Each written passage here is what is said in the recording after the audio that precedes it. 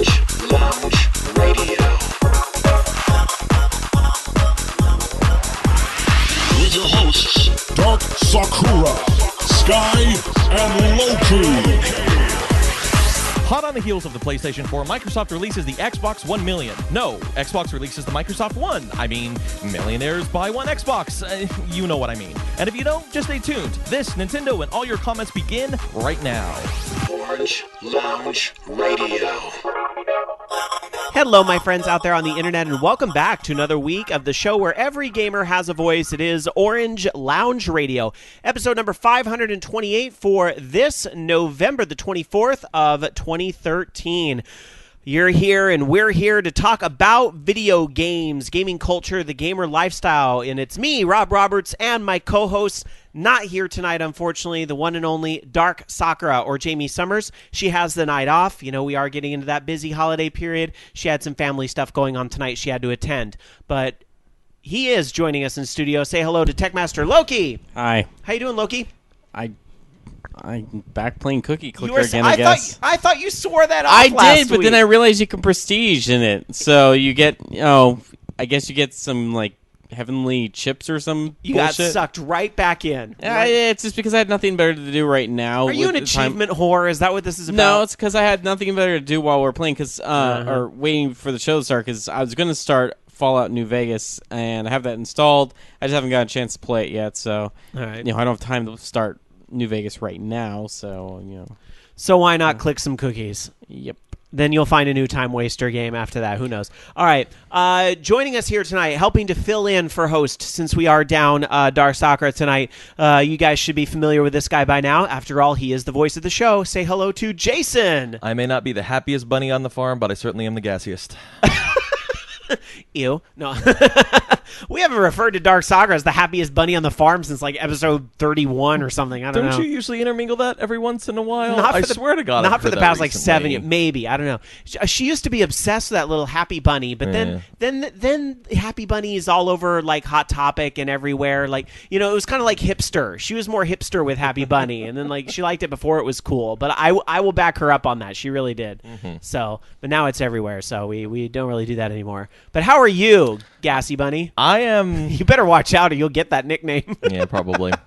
How are you? I'm quite exhausted. It's been a surprisingly non-gamey, but still kind of gamey, but also lots of movement in the literalist sense this week. Yeah. Yeah. Oh yeah, you've been like traveling around everywhere, right? Lots of travel.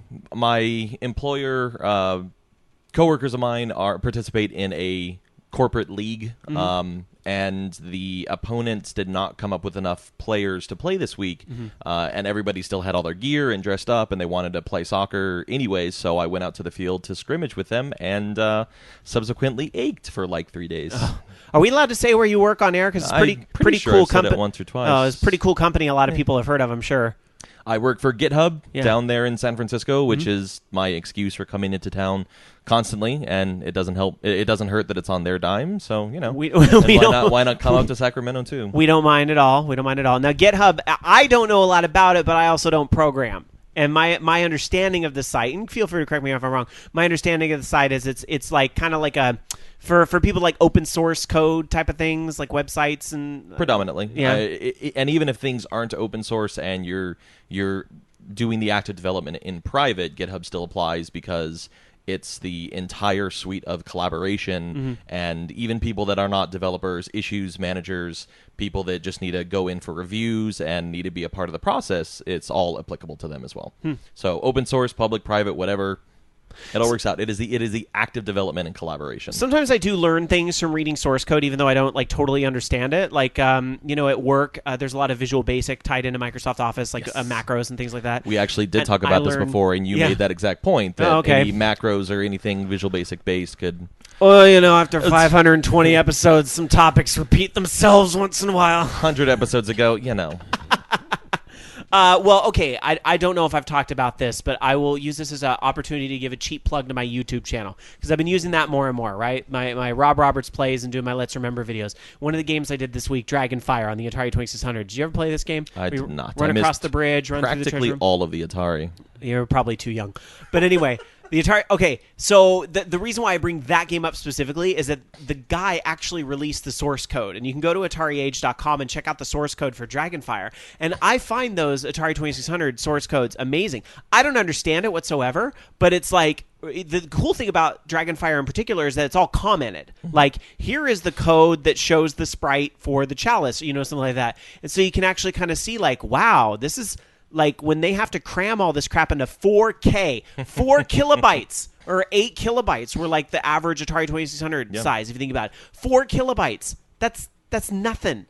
We have a... I write Word documents that are like 200 kilobytes easy. That's because there's more background data in a Word document that there is actual text that you type into it. True. But there is a similar feat, as a matter of fact, for the Classic Game of the Week.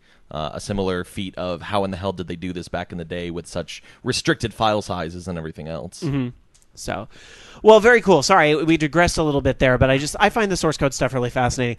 I also want to introduce our chat room, of course. We always have our live chatters with us. We do tape live every Sunday night at 6 o'clock Pacific, 9 o'clock Eastern, right after the Bobby Blackwolf Show at the Voice of Geeks Network, vognetwork.com. And you can join us if you are listening live in our chat room, live.vognetwork.com.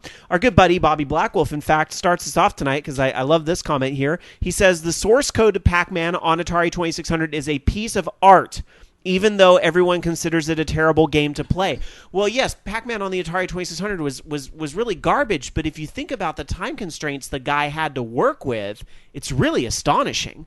It does some weird shit, like the fact that the ghost can only draw one, like it has to cycle. That's why the ghosts blink, because it can't, like the Atari 2600 literally cannot draw all of them at once. So it draws these two in one frame, these two, or maybe one each frame. I don't remember what it does, but it's crazy shit to get it to work. And he had to do it in mere months. Mm-hmm. And that's what fucked up a lot of those Atari 2600 games, is that they had no time.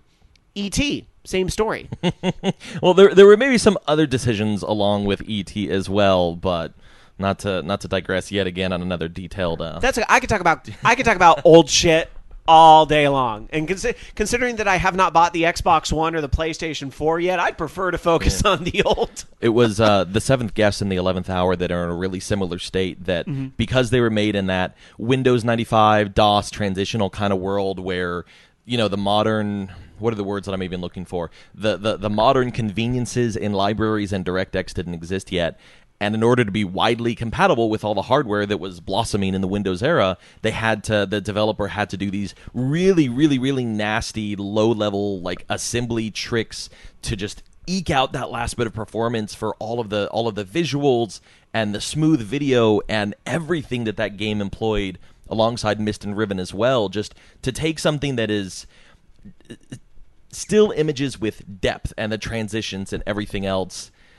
Yeah, human ingenuity and what computers have done for the last decade is unreal. Well, there is a way to kind of tie all this talk into what's going on with the new consoles, because we've heard, we were listening to Bobby's show here in studio and just the general talk as well out there on the internet. I know one of the topics that came up on Bobby's show tonight was the fact that some of the launch games that you have right now kind of look like they could be done on current consoles. Mm-hmm. And that could be done for a variety of reasons. For example, I would argue a game like Assassin's Creed 4, well, that game was always planned to be on the current and the new consoles, so of course you're not going to see much of an upgrade there. But then you hear talks about a game like Dead Rising 3. Dead Rising 3, some people say, kind of looks like a 360 game, even though more sprites, more things they're doing. But Dead Rising, I think the problem is, people have the expectation, because last gen, even before last gen began, or this gen, getting confused which gen we're on now.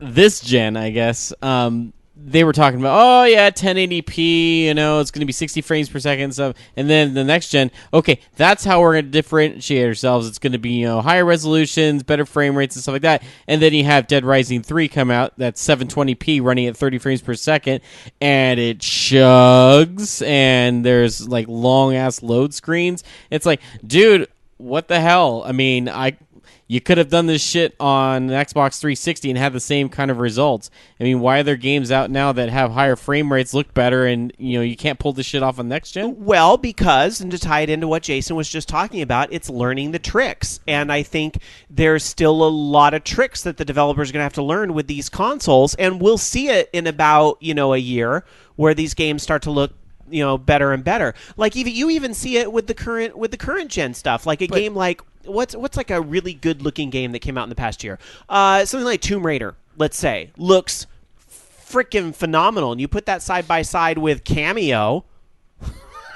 You know, Cameo didn't really. I mean, sure, it was HD, but it was kind of a glorified PS2 game. Well, and there was a lot of games that came out even at the launch of the Xbox 360 that definitely look like Xbox games and stuff. But I am still bugged at the fact that and this I guess is even the same situation with the Xbox 360 when it launched, that they want people to spend money on these systems and they haven't really shown what's different about these systems.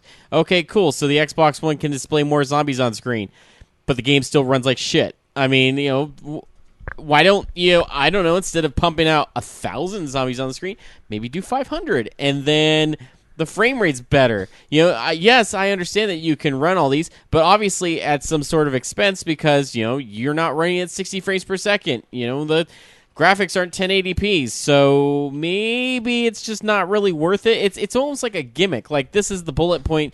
Yeah, it's the most zombies ever, but it's just not very good. That's the thing.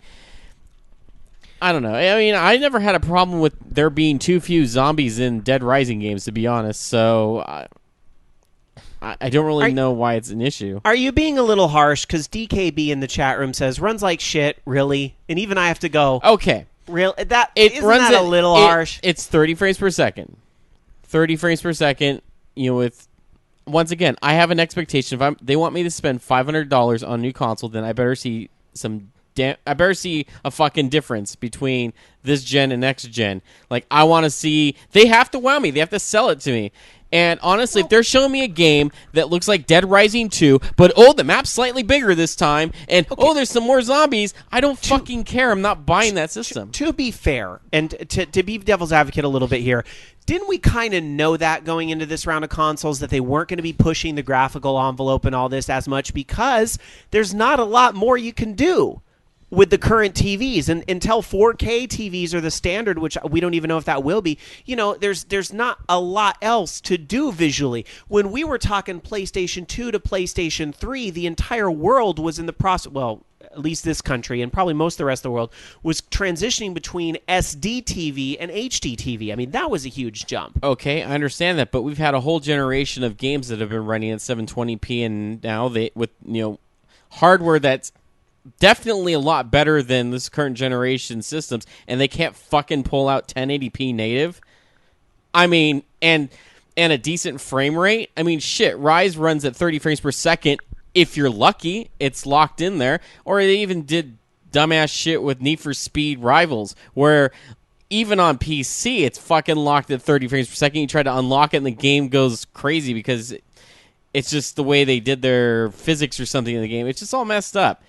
That's my problem, though, is that they are, once again, there's no, and I think this is going to be a problem with these consoles, there's no hook. There's no hook to get me in there. Whereas, with the Wii, it took off because it was like a new way to play games. Microsoft's trying to sell it, hey, Kinect is important, but it doesn't really do a whole ton. Once again, it's like these fucking promises that they made when Kinect originally came out, and we're seeing the same shit not quite work right again.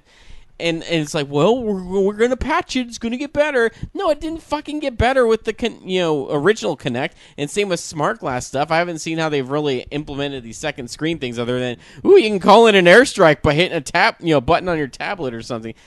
Why does that need to be on a tab? Why do we need a separate app to do that on a tablet when you can hit start, pull up a pause menu or some shit like that, and do it on that? I don't understand why they have to overcomplicate everything. Okay, I'm trying to figure out where your head's at right now with these new consoles, because you're coming off to me right now like more negative than I kind of thought you were at. Like, I kind of thought you were in a similar place that I was at, where, okay, you might not be on board with Xbox One and PlayStation 4 right now because the games aren't really there to substantiate the several $100 purchase, but I kind of thought you'd be jumping on board a year or two from now. Am I wrong? I mean, maybe if there's some better games come out that they actually show off the hardware. But right now, there's not really anything coming out that's going to be like that. I mean, it just all seems like promises right now. That we're getting a lot of promised things, and that's it. It's just promises. I mean, even like look at these launches. It's pathetic the amount of features that aren't in there that are going to be patched in later on. It just screams rushed. The whole thing screams rushed. It really, these consoles should have come out 6 months from now and not now. I don't know why bother rushing everything. I guess because you have to react to the other, Well, the holidays too. So what? It doesn't matter. The holidays don't matter. So if the console comes out, hold on now. No. Hold on now. No, the holidays don't matter as far as selling these consoles. You'll sell 1 million consoles regardless of are these people really saving them for the holidays? I mean, maybe a small percentage of them, but put it out 6 months from now and people would still be buying them. Oh, fiscal year performance is important too, and you and I both know you're going to sell more consoles, way more consoles between October and December than you're going to sell between January and March, which is the end of the fiscal year. So, I mean, in that sense, it's logical, right? Well, for their investors, I guess they have to do whatever they can to please them and spin whatever they can PR wise. But I'm just saying, for me, it's. Unless I get one for free, in which case I'm not turning down free. I'm not picking one up anytime soon because there's no games on there that I'm really interested in. And so far, everything they've shown, they haven't really changed anything. It's all the same shit that they're pulling right now on the current gen consoles. And to be honest, there's more games coming out in current gen anyways. I want to see some significant differences between Assassin's Creed 4 on PlayStation 4 and PlayStation 3, or, hell, even when Titanfall comes out, I kind of want to see what they're going to do as far as, the Xbox 360 version. Let's see how different that is compared to, the Xbox One version. I need to see what these vast differences are in order for me to, justify me a purchase. And because, to be honest, I mean, might as well just dump that $500 into a PC because at least those games are going to be running at a higher resolution than 720p. All right, I don't know. I think you might be being a little too harsh, but I also understand the frustrations. I get it. All right, live.vognetwork.com. It is the show where every gamer has a voice. Bobby Blackwolf wanting to challenge you on one of these points here, saying they rush it because gamers don't want to wait. How much did you complain when Grand Theft Auto 5 was delayed? It was worth it. It was worth it. And let me be honest. Let me be honest with Grand Theft Auto 5. Grand Theft Auto 5 has a lot more content than some of these other fucking next-gen games coming out. I would be a horrible, irresponsible person if I did not ask this question. Could you be sitting here a year from now going, it was worth it for Xbox One? When that Grand Theft Auto 6 or whatever I happens. can't predict the future, and it's going to be Grand Theft Auto 5 again on next gen is what it's going to be. No, I can't predict the future. I mean, I would like for them, I'd like to be wrong on these consoles. I mean, honestly, I would, but, as we're going to get into later on, there's some things that, we've complained about, like, dude, it's a fucking $60 game, and you're treating it like a free-to-play game. And this shit's not going away. It's only getting worse. And so why should I buy into these brand new consoles if they're just going to turn them into some sort of sieve for me to just basically take more money from me?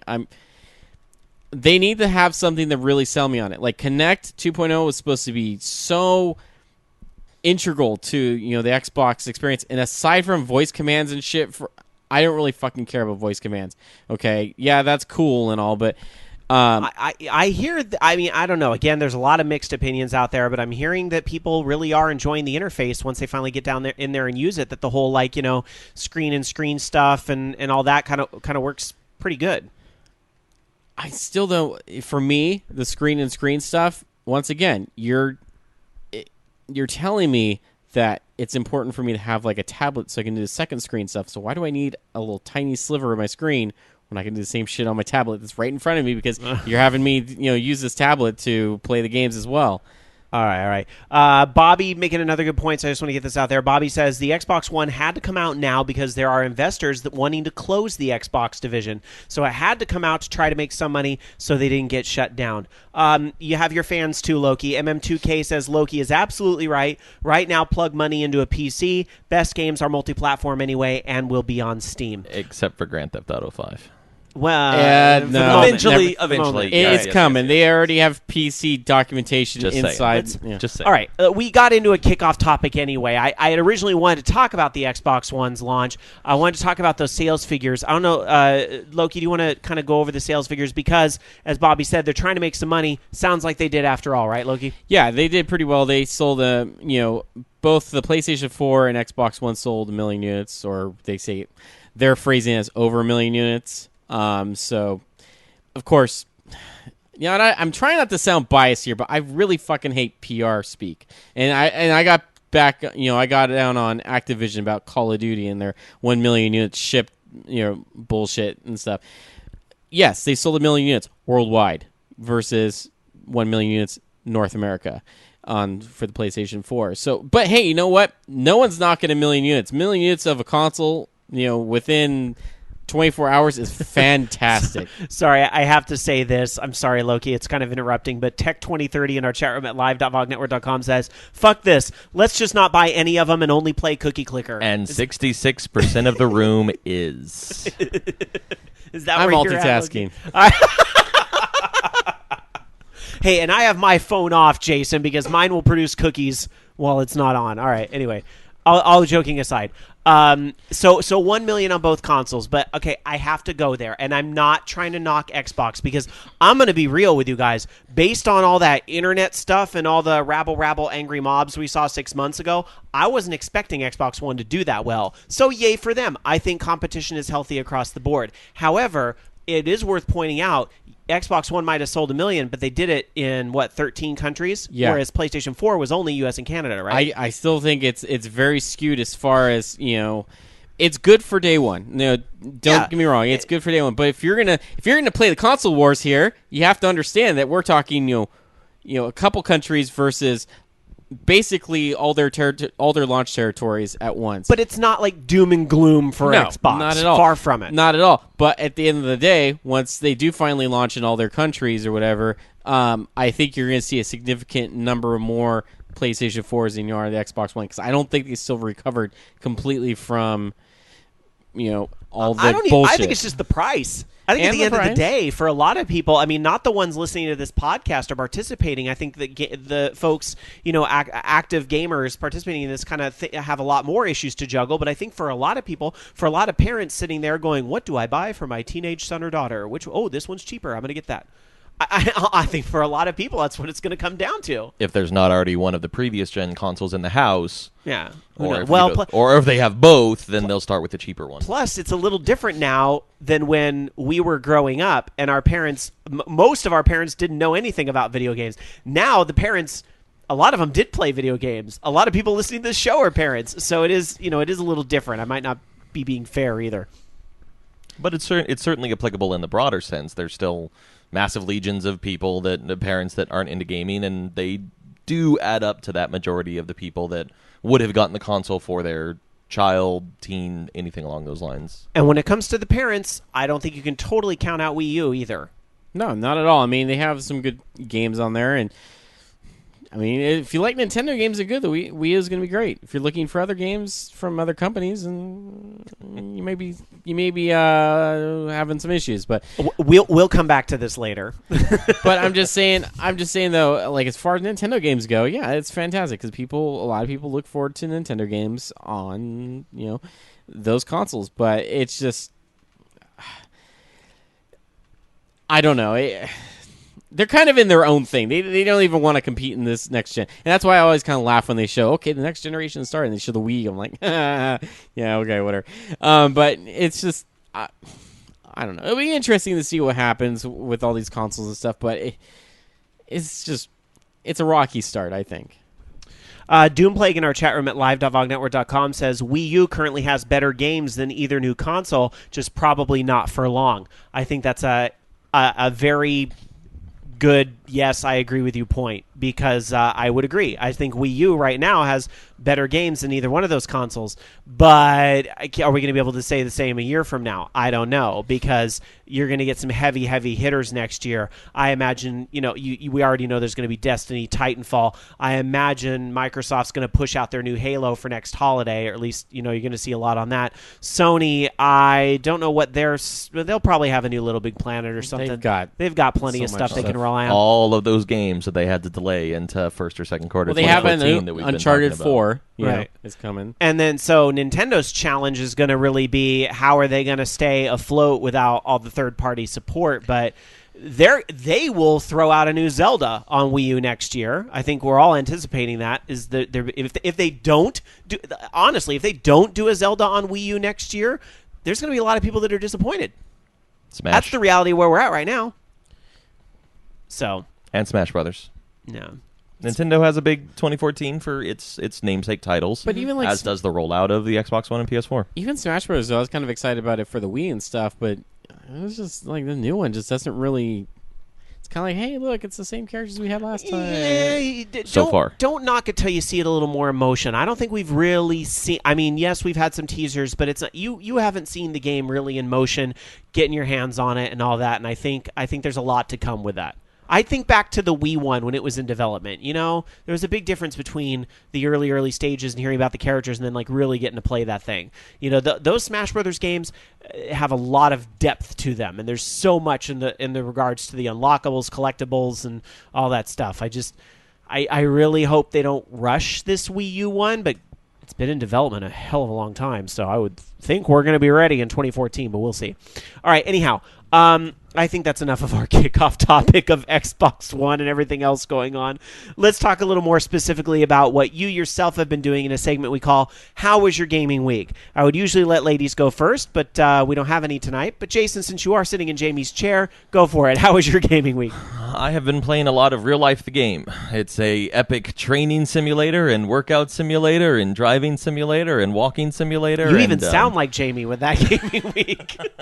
It's been a really light couple of weeks because as I'm sure many people remember, I was here a couple episodes ago. I've been to Arizona and back in that time. I was training a new coworker this week.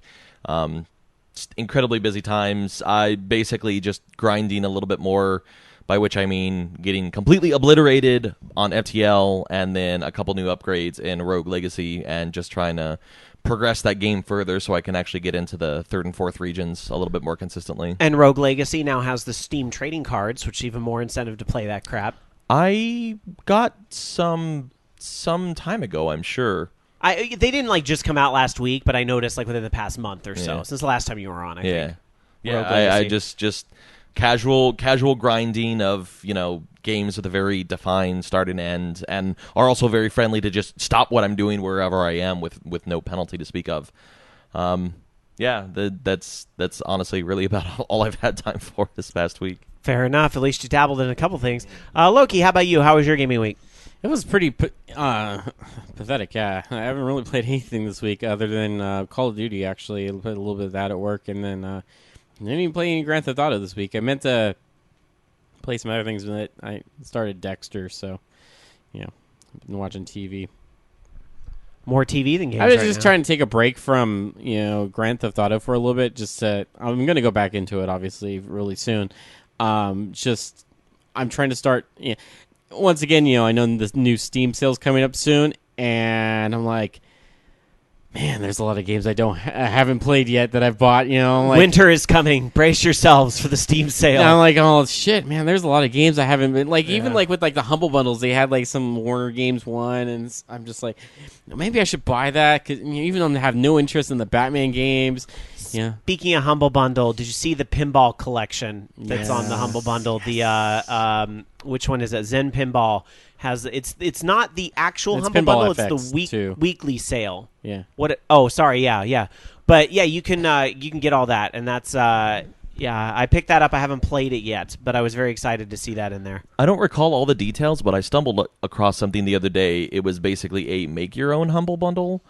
Well, they launched the store now. There's I a lot don't- of different I don't websites that think have that kind yeah, of I've stuff. I've seen the improvements that Humble Bundle has been rolling out in that regard, but I thought it was something unique. Damn, no, I don't. I came across it. I was like, I don't have time and I don't have money. Bye, and so I didn't take in enough of the details.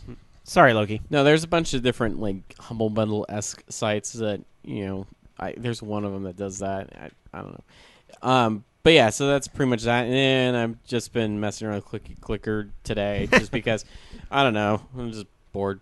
So I can't start Fallout right now because it's in the middle of the show, and this doesn't take any intelligence at all. So other than clicking a mouse. So yeah, that's pretty much where I've been. All right, well, I've been very busy with a couple new games. I've been playing the usual stuff as well, including, Final Fantasy 14 and all that, helping Alan and stuff. But this Friday, obviously, was the release of the Xbox One. I feel the same way about the One that I do about the PlayStation 4. The games aren't there for me right now. Next year, I'm probably going to have to pick up both because you're going to have things like Final Fantasy 14 and Destiny on PlayStation 4, things that I definitely want over there. And then on Xbox One, I'm sure they'll announce Forza Horizon 2, which will be enough for me to want to get an Xbox One. So I'll get those in 2014. But for now, being a Wii U owner, I was very excited about the release of Super Mario 3D World on the Nintendo Wii. And Wii U. Thank you. Yes, Wii U. And I will tell you this: the game delivers. It's outstanding. I love it. It's what you would kind of expect. I don't think it really, to me, it feels a lot different than 3D Land on the 3DS did, because obviously, for one, it's not really in 3D, but for two, I think just the larger screen, the more diverse characters, I feel like there's kind of more going on in each stage because of it. I'm going to tell you the thing I like most about Mario 3D World is the attention to detail, and it's the little things that really make that game. The things from you get really close to a Goomba, and the Goomba spots you and makes angry Goomba face and starts charging at you. Or when you step on a turtle, and there's that literal moment you can actually see the little Koopa of the whole, where'd my pants go type of thing, and running over to try to get the shell as fast as they can. To the little sound when you walk on a glass, you hear the clink, clink, clink, clink when you're actually walking on glass pipes. To when you're underwater, the background music actually changes completely. To when you come back above the water, it goes back to where it was at. To when you're Kitty Mario, which really is the best thing ever. That was a great power-up. Love it. When you're climbing up a wall and you go as far as you can, because you can't just climb the wall infinitely. Finally, you get to a certain point where you can't climb anymore, and they're just they claw onto the wall and they start slipping, and they leave little claw marks behind, as they're falling, and look really sad. It's those little details that really do it for me. And yeah, I mean, the level design obviously is great. There's things to collect in every level, so just because you beat it once doesn't mean you're going to collect all 3 green stars and the stamp and everything. The social elements are very interesting. I know we give Nintendo a hard time about not understanding online, but the way they've integrated Miiverse into this and the ghost Miis and everything is interesting. I think it's, in some ways, it's kind of give or take. But just to kind of give you an example, while you're walking around the world map, you'll see these random Miis on the map, and if you walk up to them, they'll have a little picture of something they wrote on Miiverse about that world. When you beat a stage, you'll actually see, scrolling across the top of the screen, Miiverse posts from people who also played that stage and posted something about it on Miiverse. And I'll give you an example of how this can work, is that I was playing a level in World 3 not long ago. It's a water level, and we all love water levels, but they're a necessary part of any Mario game, right? And I couldn't find 2 of the stars in the level. I could find the last one, but I couldn't find the first 2. So when I beat the level, it shows me all the Miiverse posts, and one of the first ones that comes up is, Where are the first where and the second hell are the stars? first and second stars? And I'm like, thank God it's not just me. That was literally my reaction, right? So that was kind of, I don't know, that was a neat reaction. I can't think of that I get in any other game right now. And I'm not saying it's a huge deal or a game changer or OMG, Nintendo is pushing the envelope, but I will say that was a unique reaction, that immediate instant feedback that I can't say I get anywhere else right now. That instant attachment to another individual, yes, somewhere out the whole there in the me universe. too, Stranger Danger 10357 or whatever your name is, right? there was that instance where I did kind of feel like, oh, okay, so I'm not the only crazy one. Yeah, it's a very interesting case to think about the fact that, Nintendo is not necessarily getting the always-on multi-world MMO universe style network services, but they're pushing a really damn good community. And as long as they keep up the moderator actions and filtering, it's moderated. Sure. It's a moderated community, and that works and it doesn't work because, again, we criticized Nintendo last week about the whole swap note thing, which I think was completely valid. I think it was ridiculous the way they threw the baby out with the bathwater with that. But I mean, there's a difference between these type of public communications you have in a game like Mario, Super Mario 3D World, and the private communications where essentially if, me and a friend are both over the age of 18, we should be able to send whatever we want because we could do it on an email anyway. Right. So these emotions and expressions that they're capturing in the public eye is quite unique and very worthy and very fun to see. Level design, again, have I mentioned how great the level design is in the game? Because I will tell you what, also in World 3, there's a level, and this might be a minor spoiler, so mute for about 60 seconds if you don't want to hear it. I don't think it's a big deal, but some people are nutso about spoilers, so mute it if you don't want to hear it.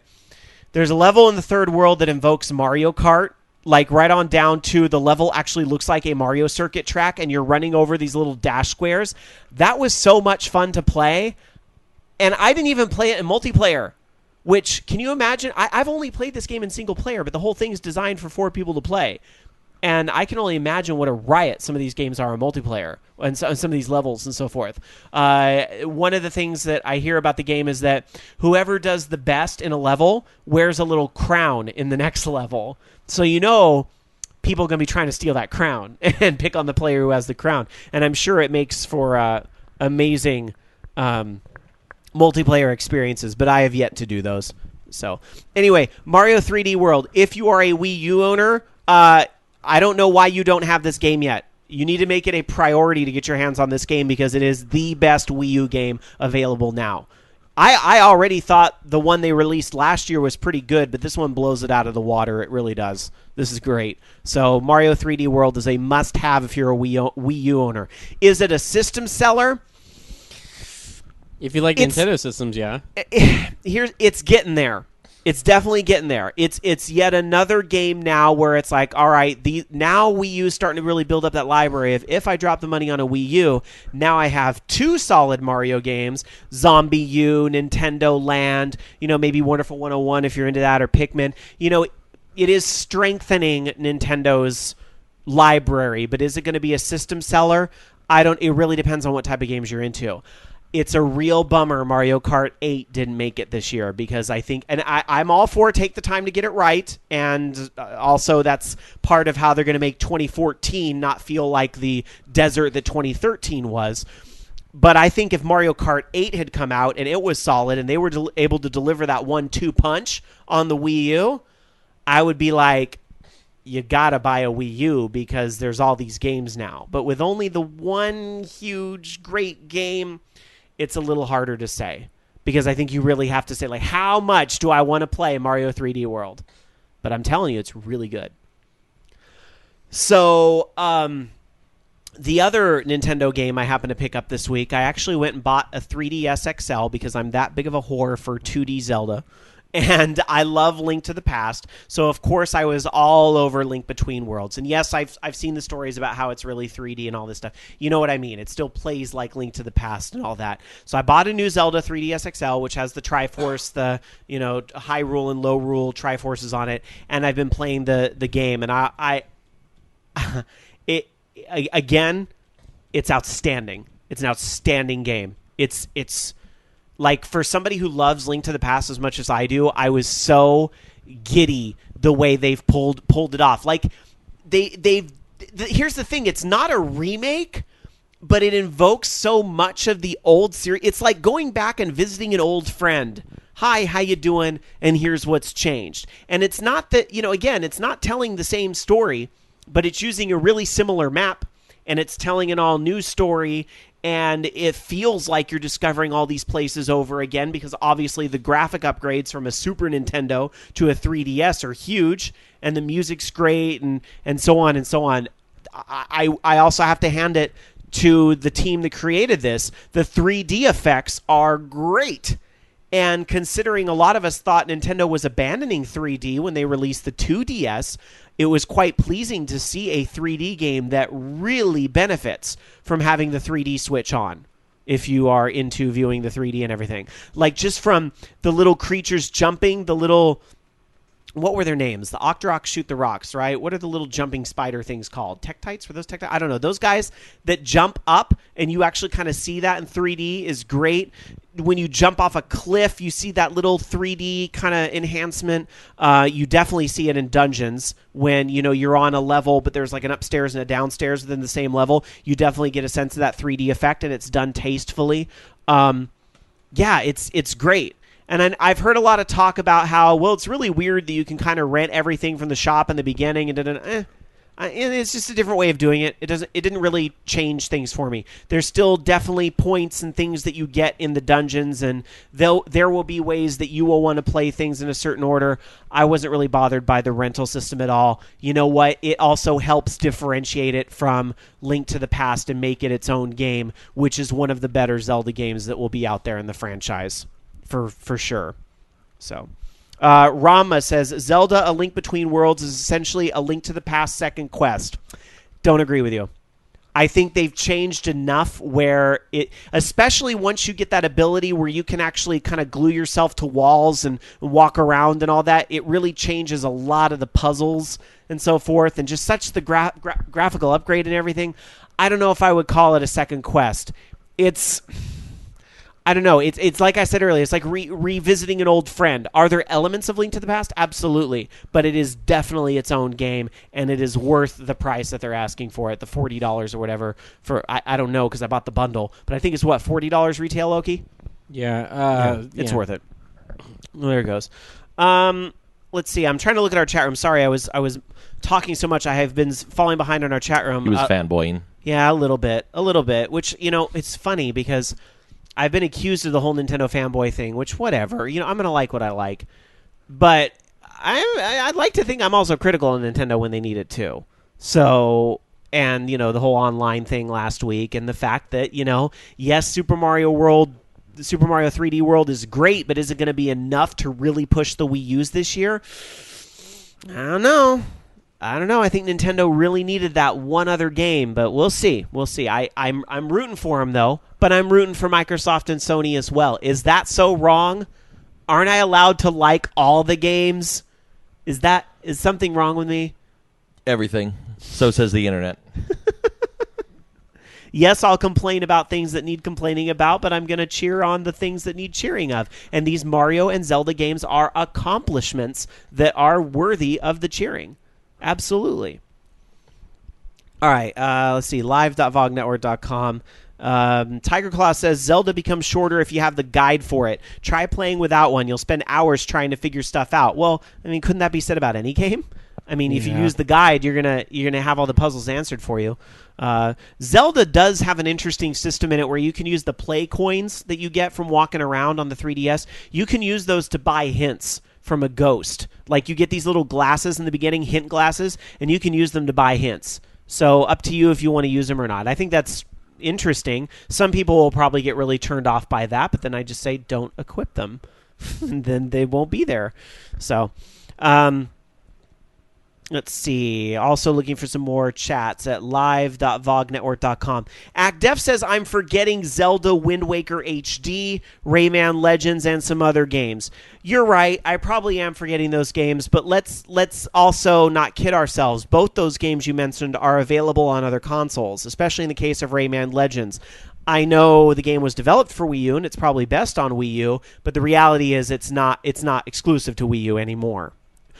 Zelda Wind Waker HD, I haven't played that yet. I'm very much looking forward to it, but I even if the game is outstanding, which I'm sure it's great, it's really hard to call a reimagining of a GameCube game something that's going to really sell a lot of consoles, although maybe it did for some people. I don't know. Maybe I'm being too hard on it. It was the earlier Zelda release on the Wii U. You did. Taste tester before It Or was it's the only Wii U release. What am I saying? Link Between Worlds is 3DS. right. It was also extremely quickly put together, and I'm not saying that in a bad way. From what I understand, everybody that I know that's played it really loves it. But they essentially threw it together, and I'm not sure how to take that. I mean, I guess that's a good thing that you can put out a quality product so fast, but they did have to reimagine an old game to do it. So. But you're right. I shouldn't totally count out Wind Waker HD as something that is available. There are going to be, the game is 10 years old. There are going to be a lot of people out there, especially in their teens, that probably never touched the first game. So, Anyway, all right. I've gushed enough about new Mario and new Zelda, but I'm telling you, they're great. And honestly, is there an Xbox One or PlayStation 4 launch game as good as Mario 3D World? No. I doubt it. I highly, highly doubt it. Now, a year from now, will we be able to say the same thing? Probably not. No. Wii U also came out a year ago. They had a year to make this game or more. So I'm sure a year from now it'll be a different story. But I'm telling you, this really makes this whole next-gen console war, I'm using my little quotey fingers, console war, that much more interesting when I would argue the best game that came out for the holiday season is on the Wii U. Although, to be fair, there's still a lot of games that came out earlier that are also really good. Like I like to consider the holiday season starting in September 17th, but that's just me. Yeah, I have to mention, of course, Grand Theft Auto 5, which you haven't played yet. But I recognize that a lot of people are going to call that the game of the year, and that's what I don't think it's in the show roll tonight, but the Spike TV award things that they announce a lot of games at, which I think are irrelevant, but a lot of people seem to care. They did announce their Game of the Year picks, right? And I know both those games we just mentioned, Mario 3D World's in there and Grand Theft Auto's in there. Yeah, Last of Us and some other stuff. Which, again, BioShock Infinite, all the way back in February. So... is Mario 3D World a better game than that? I don't know. That depends what kind of games you're into. I don't know. It's a popularity contest. It is a little bit. And then I saw Tomb Raider in there, too, which was a pleasant surprise. I think Tomb Raider's great and a good kick in the butt for the franchise, so I was happy to see that in there. Did anybody else remember what else is in there? Maybe our chatters do. live.vognetwork.com. So they're supposed to have a trailer for Fallout 4. That's the rumor. It'll be interesting to see what trailers do come out at we got some big game reveals at these awards. Even though I'm kind of whatever on the Spike Awards, I always like to look at the YouTube the next day because there's a lot of trailers. Skyrim was announced at one of those. I remember that. That was a pretty big deal. So little did we know. Oh my God, there's so many hours. That's kind of one of the reasons I'm like, do I really want to start Fallout New Vegas? Because Skyrim, holy shit, did that take off a lot of my time. Yeah. I don't know. Speaking of those games, Loki, when they inevitably announce Elder Scrolls 6 for next generation consoles, will you be on board? Oh no, you'll be like, it's on PC. I can mod it on PC. Yeah, I might actually. I don't blame you. I mean, they have a lot of games that are coming out there. They're comparing them to that, like The Witcher 3. I don't know if Thief was so much open world, but there's a lot of sandbox games like that. But it's hard. Tiger Claw having that same thought at live.vognetwork.com. What if they announce Elder Scrolls 6 for next gen? Not before the next Fallout, because it kind of seems like they're going in that pattern. Elder Scrolls 6 is not coming for another couple of years at least. I mean, because they have also online, which is at some point. Which I think is good news, because I think they need some time to, again, the games that came out right during the launch window, little bit not the full potential of the system. So I think the more time that Elder Scrolls 6 has to incubate a little bit, I think that's actually a good thing. We don't want it right away. Trust me, it's a good thing. So there is that part of me, and here's where I run into Best Buy or Target and throw myself on the counter to get a PlayStation 4 or Xbox One. Anyone know the big announcement trailer could get me to throw myself on the counter? Mass Effect 4. Because it's just a matter of time before the details start coming out on that, and that is. But what if it's current gen too? Mass Effect 4? Yeah, what if it's current gen? Because there's a good chance that will be current gen as well. Although it is stupid EA, and they will try to do that because it works so well for an NBA Live 14. That's a very good question. I don't think it will. But you're right, it could happen, and I think we also need to consider the fact that there's tons of people who play those games on PCs and are perfectly happy. I play Mass Effect 3 multiplayer on PC myself, and it's great. So I could just keep the PC. I think for me, though, having that graphic, and my first experience with Mass Effect was on the Xbox 360, so I still associated my mind with consoles. I just kind of think for me, Mass Effect 4 is only going to sweeten the pot for the next-gen consoles. It's not really going to be the reason I get a PlayStation 4 or Xbox One or whatever, but it's just I'm just going to be like, oh, just add that to the list of why. Just put that in all caps there in the pro column. Mass Effect 4 right there. So, all right. Or I'm saying Mass Effect 4, but whatever they end up calling it, because obviously, the Shepard series is over. You all know what I mean. You all know what I meant. Let's see. Going to our chat room at live.vognetwork.com. Black Wolf says, I just don't want to see Sky on a table. Well, then don't come to the mall with me. All right. Let's get into some housekeeping, and then we'll do gaming news, of course. Just real quick, don't forget you can follow us on Twitter, twitter.com/OLR. We are also available on Facebook, facebook.com/Orange Lounge Radio, and Google+, google.com/plus Orange Lounge Radio. We finally got one of those short URLs like a lot of people are getting now. Also, I think this is something we're going to do starting this week. Finally was able, thanks to Jason's help, I was able to get the keys to the YouTube channel back. So we are going to look at posting episodes of Orange Lounge Radio on YouTube. Not a video. No, we're not Orange Lounge Video all of a sudden, so that is not something that's going to be there. It will just be the audio with a static picture. Maybe at a later date we could, if we talk about screenshots, we can enhance the videos of that or something. It depends how well received the YouTube thing is. This is just a crazy experiment we have to try to get the show out to more people, because YouTube does have a very big audience. I think the show can get more exposure. So hello to all you YouTubers, and thanks for checking out the show. Depending on how well the show is received on YouTube, we might see what else we can kind of do to enhance the show that way. But yeah, right now it's just about trying to get some, get the show out there. And plus the news that, YouTube is coming to things like the 3DS. YouTube's available on the Vita. Anything that is another way that people can easily listen to OLR, we want to get in on that. So that is coming, I think, starting this week. I think this very episode will go up on YouTube if everything goes in my favor. So there we go. All right. Let's move on.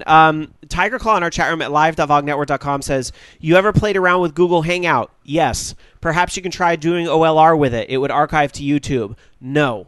I'm going to be honest, and maybe I'm just being a stickler with this.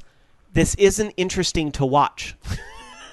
We're all just sitting around a table with our microphones in hands. I'm not interested in watching any of this. It's really not that interesting to watch. If we are able, and I would need a director to sit here with us if we were to push video to its full potential. I guess my point I'm trying to get at is, if we make that jump to video, I kind of don't want it to be like half-assed. Like, I want somebody to actually be able to, like, if we talk about a game, throw up the B-roll footage of the game, be able to show that there, and that's just kind of too much for us to be able to put out right now. I think, and I've been on the show for many, I think this show is best consumed. Listen to it in the background while you play video games, or while you chat in our chat room, or while you're at work doing whatever, data entry or writing or whatever it is you do that doesn't require you to be listening at work right now. I think our show is best consumed that way. I think if you were to sit here and watch talking heads for 3 hours talk about video games, that would be the most boring thing in the world to me. But that's just my thought. Convince me I'm wrong. And maybe I am just being stubborn, and keep in mind I've done radio for the past 10 plus years, so this just might be my old fuddy-duddy way of thought. Convince me I'm wrong. I'm all ears. I've been wrong before, Lord knows. So, all right. Let's get into gaming news tonight. Now that that's all out of the way. 1 hour in. Now I've probably. Hey, here's the thing, and now I'm worried about this. I've probably offended some people who do the talking head thing, and it's like, I'm not trying to offend people. It's just the whole thing where it's like, for me and the show we're trying to produce, I just don't think that's particularly interesting for me. For us. Yeah. For this show. Yeah. You Other do, people you pull do it off what works for eloquently. you. And I will say this, Google Hangout is a great way to produce a podcast. Super easy. Super easy. And I am all for more voices getting out there and more people being heard. So if Google Hangouts the way you do that, go for it. Absolutely. So I will brace myself for the angry emails I'm sure to incur from all that, but know that I am trying to be well-intentioned. All right, Loki.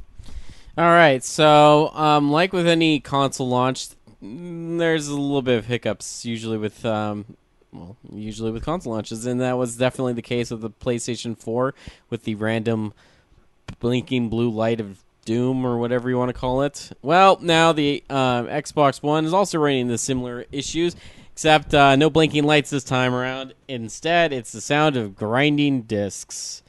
Yes, much like the Xbox 360, except at least it's not actually, carving a nice ring into your disc this time.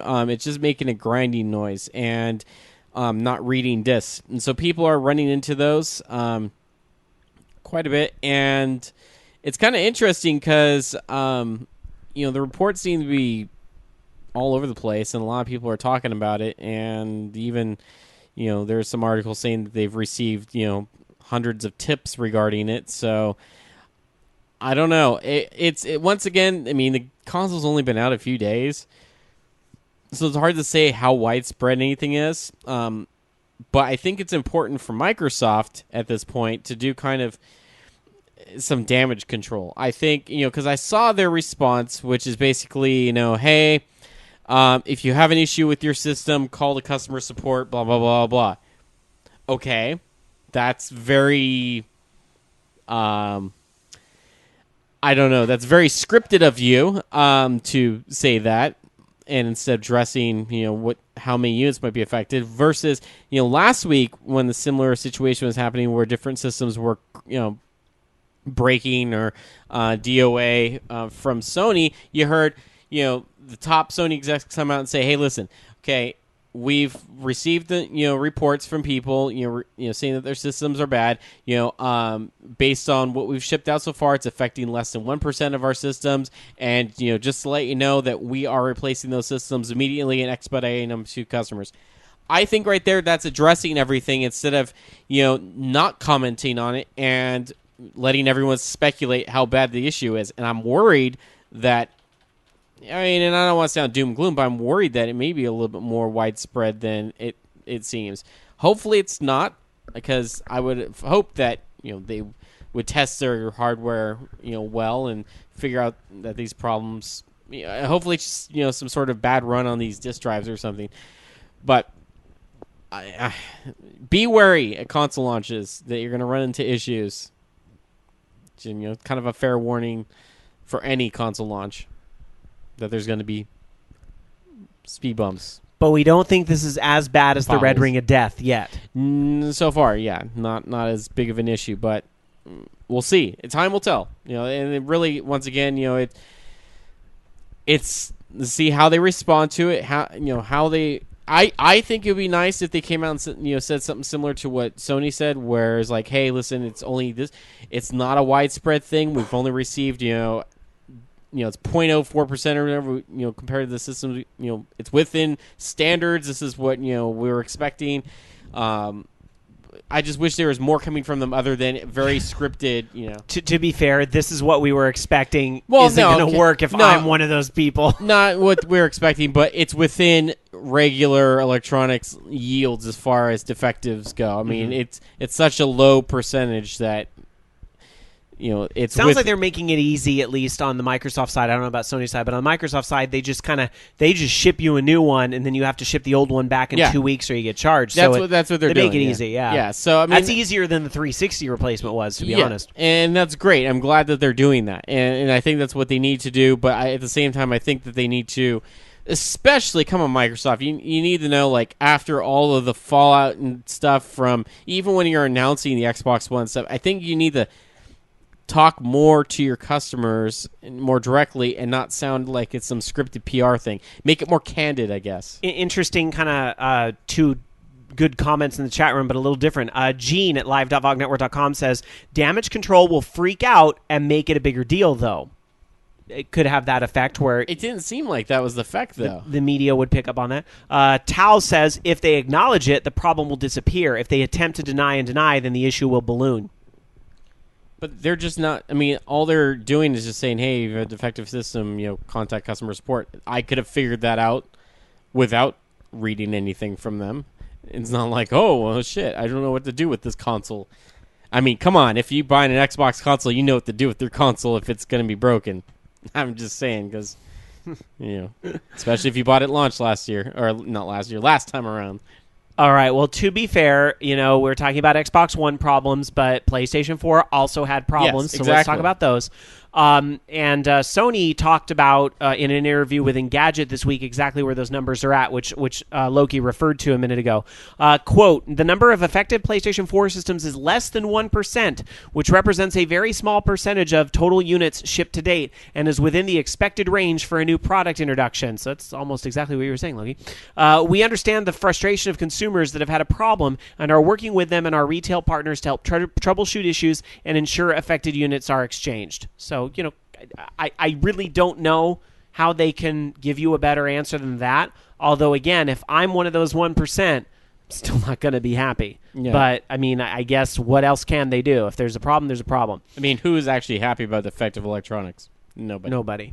But I think about it, it's really not just video game consoles. I mean, iPhones are kind of notorious for having a lot of problems too. Like the frickin' switches. Like on my first iPhone 5, that little switch, or what was it? Something broke on my sleep button. That's what it was. The sleep button stopped clicking. And those things start breaking pretty easy. And I wasn't using my phone for anything too strenuous. So it's not like only game consoles are broken all the time, but it's still irritating.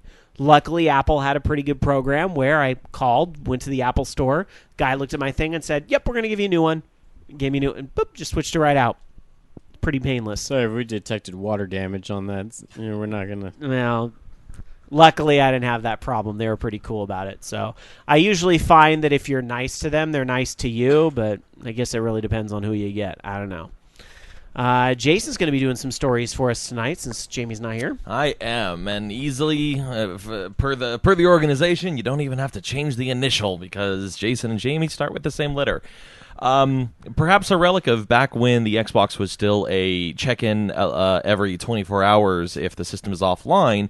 Achievements will not unlock if you're playing a game while it's offline, presumably also if your internet connection's down, anything along those lines.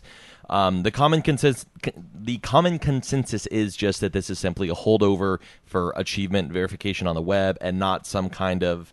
It'd be nice if this were some kind of like a buying achievement deterrent or something of the sort, but it's more likely just that it fell within the same expectations of the system always being online. One of the really fun things with this article is that... So this was an announcement posted on Xbox 360 Achievements that when they realized that I was playing one game, I got achievements for another one because apparently their internet connection had died for some period of time. And so they linked to a help article on support.xbox.com. And I thought this was... I guess I've always known that we've been headed in this direction, but it makes me laugh and cry equal amounts. If you get no gamer score earned from app achievements... The prescribed resolution says, you can earn app achievements for basic use of an app, such as watching a movie on Netflix, at the app developer's discretion. App achievements do not affect gamer score, though they may bring other in-app awards. And emphasis more on the award and less the score, but the whole... You turned games that have parodied this with a press start achievement. And this stuff is starting to go into like things that don't have anything to do with gaming at all. I'm going to give you a great example. Target, the store, has a brand new app on iPhone, probably on Android too. I can't imagine why it wouldn't be. It's called Cartwheel. It's like their new little coupon thing, right? And you go into this big Target database that they have of all these coupons, and you add them to your barcode. You have to have a Facebook, I think, to sign up for it. And you put all the little coupons on your thing, right? And then you have your barcode, and they scan your phone at the store, and you get money back with it. But here's the thing. You get achievements, little achievements in Game Cartwheel achievements. that give you more slots to put more coupons on for a trip. I shit you not. So you link up with a Facebook friend, ka-ching, achievement unlocked, and you get one more coupon slot.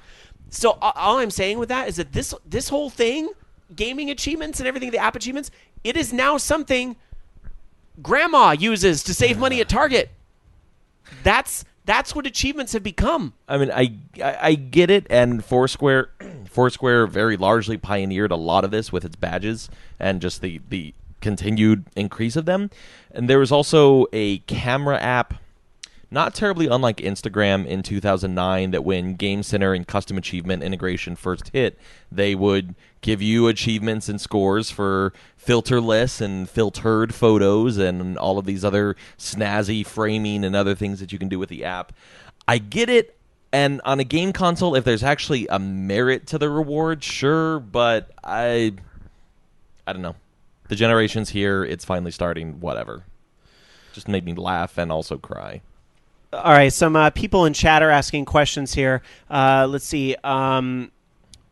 Tiger Claw says, yeah, that does sound weird. What if they give you achievement for watching certain movies? What if you unlock an achievement of a movie you didn't want people know you which cause? I don't know where the grammar went there. One is a guilty pleasure and afraid to tell anyone. My assumption is certain things could be private by default. Or in the case of the cartwheel thing, like I was just scanning through like what the deepest discounts were. So I was looking at everything, and one of the things that came up was panties. So I could save on panties if I want, but it was marked with a little padlock, and I was like, what does that mean? It's private. So if I'm buying women's panties, I'm not going to have to answer that question with my friends who see that I'm using the app to save money. Rob, why are you buying women's panties? You watched Jersey Shore behind the scenes. 100 points for your lost sanity. So I would imagine certain things would be private, or you could lock away, or what have you. So. Yes. There you go. Bobby Blackwolf in chat wants to remind you, VOG gives achievements. That's right. Our lovely network, VOGnetwork.com, gamified with the achievements. It's true. And now, in case you haven't heard me pimp this enough, that whole gamification is turning into prizes.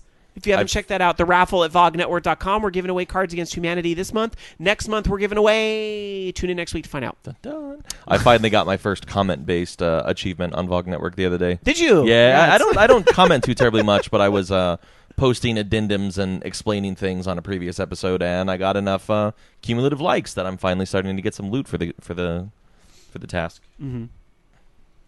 Black Wolf in chat says the app achievements are general. They're like, watch 10 videos about your favorite team in the NFL app, not watch 10 videos about the Jacksonville Jaguars. Good. I think I saw a little shade there. All right, anyway. But, okay, so achievements, you have to get them online and all that. I think there's some people out there that might be making a bigger deal out of this than it needs to be, because my thought is, well, aren't achievements mostly an online thing anyway? I mean, I realize some people might be like, I wouldn't say so. Like for games that have an expansive multiplayer experience, more so than any other, sure. But the majority of the games that I play that have single player career, NHL, a good, maybe not so much NHL. I take that one back. But most everything else that I've played, a good 70%, 80% of them are local. But if you want to show off those achievements to anybody, you're going to have to connect online eventually. Yeah, so it can talk to the server. 360 and PlayStation 3 both do that today. Sure. So, I mean, I think... It's the same group of people that complain that were complaining about the 24-hour requirement, right, because shoddy internet instability, not having broadband. Yeah. All right. So, looking at Bobby really wants me to read this. He sent it to me a private message. Please note, the Xbox One achievements seem to be a combination of achievements and rewards on the 360. The rewards bring avatar items on the 360. And on Xbox One, some of those 0-point achievements bring in-game badges and titles. So, yeah, I mean... And that's kind of like the whole, like I was talking about Cartwheel a minute ago. You're not playing anything, but you're still getting those rewards for using it. And I imagine even things like Twitch and so, because Twitch sent an email out, they blasted all their broadcasters and said, hey, you can get achievements in our new app. And maybe... and I'm making shit up here, but it would not be outside the realm of possibility that Twitch could be like, and if you earn these achievements, you can archive X more hours of video, or your videos will be saved for X many more hours, or your YouTubes will export this much faster, or whatever they want to do. You can chat in this color. They could, whatever little achievements they wanted to get, they could do, and it wouldn't be outside the realm of possibility. Yes. For their power users, quote unquote. So, all right. Let's move on. Loki. Speaking right. of Twitch, right? Yes, speaking of Twitch, I mean, I just have to say, before you get into this, it's so fascinating to me how much that site is now really, like, we have mentioned that site easily 20 times more the past month than we did last year. Like, it's the way it's so integrated into gaming culture now fascinates me. And again, I'm going to say this again. It really fascinates me. Nobody's competing with them. Do they have patents I don't know about? I mean, I guess there's Ustream, but you don't hear Ustream as much as you hear about Twitch. Fascinates me. I mean, I would say the only other thing I can think of that comes close is like YouTube. But that is obviously, YouTube's different as well. You know, it's more video on demand, and you know. Twitch, as most know, was born out of Justin TV. Justin Right. TV is in the same class as Ustream. They're all very general, and they have incredibly diverse content, and it's a very broad service. Twitch did something incredibly significant for gaming. It just isolated it to gaming. And that alone, and you know, featured the biggest games that everybody goes in to spectate: Dota, League of Legends, StarCraft, WoW to a lesser extent, Hearthstone now. They did something that was very specific, perhaps because they started signing contracts with these big companies a year or two ago, but they have a dedicated, significant gaming experience, and now they are reaping the fruits of those contracts. It's just fascinating to me. And I think I joked last week. Maybe Microsoft should delay Twitch TV so they can launch their whole Skype broadcast or Skype game room, or whatever. You know, I'm really surprised nobody else is trying to kind of get in on that. But anyway, that's a whole nother show. Sorry, Loki, I didn't mean to derail you, but it fascinates me how much we're talking about this and how much of a gaming culture it is now. well, so, you know, like we've said before, and actually I think more talking about like Nintendo even, just, you know, hey, look at all the bad things that could possibly happen with, you know, because we were talking about the whole swap note thing, and now that you were saying, hey, well, you know, what's to stop somebody from, you know, showing their penis over the video chat on, you know, Nintendo Wii U? Well, people found out that, hey, guess what? You know, a really cool thing that you can do with the PlayStation 4 is that you can stream stuff with that wonderful Playroom app that's on there. So, you know, you could basically sit down in a room and have those little robots running around and stuff, and you can almost create your own talk show. That's what, like, some people have been doing, is they've been sitting there filming themselves doing stupid shit within the Playroom app. And unfortunately, it only takes, you know, one person to realize, hey, you can stream stuff out of there, to have someone else realize, hey, I can stream really nasty, weird shit from there, and that's what happened. So Twitch has been trying to crack down on it. You know, it says we continue to moderate according to the terms of service. Non-gaming content is not allowed. Non-gaming content, if using PlayStation 4 Playroom, the content must be about games or gaming within our terms of service. Thanks for understanding. Discussing gaming is gaming content. There are numerous such channels on Twitch, such as One More Game. However, what does not fall under the terms of service would be some dude having sex with his girlfriend on a couch in the middle of the Playroom app.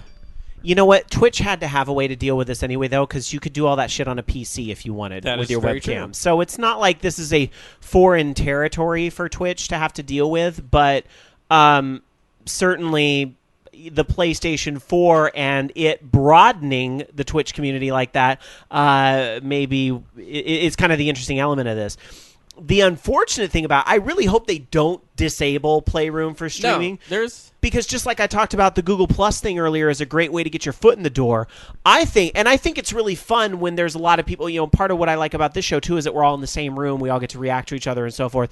I think it would be awesome if people could do like broadcasts. They were, yeah. On Twitch, yeah, through Playroom, where they're all in the same room and you know, can fighting with each other and gesturing at each other and all that. One example of that. There was someone doing a show called The Spartan Show, and they were sitting down at a desk and they were talking about, you know, the PlayStation 4 and stuff, and I think they were even taking Skype calls on a computer that was in there, and they had like the setup and stuff. So that's kind of cool. Having sex with somebody, or in this case, there was one that's like some guy motorboating somebody in a horse head mask. Not that's a little weird, but Hasn't that happened on this show, though? not a horse head mask yet. Maybe but, not a horse head mask, but I'm pretty sure one of the times... motorboating has probably happened. Motorboating has definitely happened on this show. I'm like, all those times Princess Irene has been here, I know motorboating has happened on this show. Is this when I interject and say that Bobby Blackwolf was just a little bit ahead of his time? How so? Oh, Friday Night Gaming? Friday Night Gaming? That was pre-Twitch. Mm-hmm. I'm fairly confident the entire age he was of that doing show. it on Ustream, the other site. Yeah. Anyway, so outside of this crazy stuff, something, of course, that's being worked in right now is archiving. They're planning on doing it for the PlayStation 4. Considering it for the Xbox One, I think probably just right now because the Xbox One Twitch service hasn't launched yet. So once that does, we'll see what the feasibility of all that stuff. I'm sure that they're going to have archiving on both sides at some point. And of course, like I mentioned, the Xbox One does not have the Twitch service at launch, and that is coming later on, sometime in the first part of 2014. So, yeah. All right. Lots of news with that. It's getting to be very social. There was an interesting Twitter discussion that happened this week, and it was kind of about somebody was basically saying, like, what's the big fucking deal about game streaming? I'm paraphrasing here really bad, but what's the big fucking deal about game streaming? Like, do people really watch that stuff? And I would say the answer is obviously yes, and it's even getting bigger with all this kind of enrichments into the PlayStation 4 and Xbox One. But the question was more like, well, why? Why do people watch other people play games when you can be playing them themselves? And I respect that position because I was there myself just a couple years ago, maybe even last year, and I'm sure I've said that on this show. Why the hell would I live stream when I can play something myself? But I have found through trying it and kind of getting into other people's streams and seeing more and more of my friends easily be able to live stream. It's so easy on PlayStation 4 and helping friends of mine be able to stream. It's somewhat the modern day equivalent of being able to go plop down next to somebody on the couch. What you doing?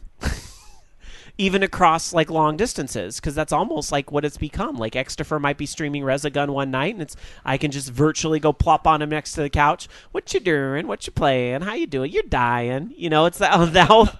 It's like kind of the modern equivalent of that in a way. I think for me is like why, and for some people they get to see the best of the best. They might have some other reasons too, but for me, I just love the fact that there's people that would even want to watch it, and I can make something that can be a single-player experience sometimes be more social. A friend of mine was streaming a bunch of fighting games, which normally I've been to a couple fighting game tournaments in my area. Yeah, okay, I haven't played a fighting game in a really long time. But then he switched to Dive Kick. That game is completely freaking fascinating. And I'm mildly obsessed with it now. And, I know him. I have known him for a number of years, so I was just kind of coming in to socialize. I've heard how good he is at Persona 3 Arena, so I was just kind of seeing what he's up to and seeing the other games he wants to play. And just happenstance, I saw, a new game that I literally never heard about before that day. And now every time I see it, it's just so simple on the face, yet so incredibly deep, and just a very, Dive Kick is unlike any other fighting game out there. So it was just a good random occurrence. Go to our chat room at live.vognetwork.com. Lots of comments on this. Bonds006 says, hear me out on this. I don't care to watch others play games because I will be missing out on playing games. I have 2 TVs in my living room, and I have zero interest of watching a game stream while I am in the living room. Tiger Claw says, watching a game stream is great when you want to see people play games you don't intend to play, but rather watch someone else play. It's like watching a friend play a game you don't have interest in playing, but curious enough to see how he or she plays it. Dan at live.vognetwork.com says, I told my wife, this is like my football. That's why I watch people stream games. And now that, these apps are showing up on TVs and in the devices and so forth, you watch it almost the same way you watch football now. Instead of a cable box, it's an Xbox One box. Is that redundant? Xbox One box? Mildly. Maybe it is. Mildly redundant. Doomplague says, some games are really fun to watch, particularly open world type games like Grand Theft Auto. Or Twitch games like, this wasn't particularly a big one, but imagine the modern equivalent of Geometry Wars. Mm-hmm. Incredible Twitch action. Once your brain can actually adapt to everything that's going on, it turns into a very fun spectator event incredibly quickly. Masked Bishop in the chat room says, when live streaming on the next-gen consoles, can you see your viewer count? Well, we don't know about Xbox One just yet because that app's not out. But on PlayStation 4, yes. When you do the whole little, like, where it has the side and the bottom bar and it kind of shrinks the screen just slightly, you can actually see how many people are watching the stream. And it also counts how many chat lines have been spoken so far, which is interesting. You can see how active your chat room is. But you can also see at the very bottom, you see the last 2 lines of chat, which... if you don't have a lot of people watching, you can probably stay on top of very easy. But imagine if you're one of the more popular broadcasters and you wouldn't be able to stay on top of the chat that way. So I don't know. 20 messages a second? Yeah. That thing will never stop moving. That would be tough. So I don't know. But I think a lot of people probably don't interact with their chat rooms as much if you get that many comments because it's just impossible to stay on top of. So, all right. Anyhow, let's move on. Sorry, we're running really long tonight, but hey, it's one of those nights.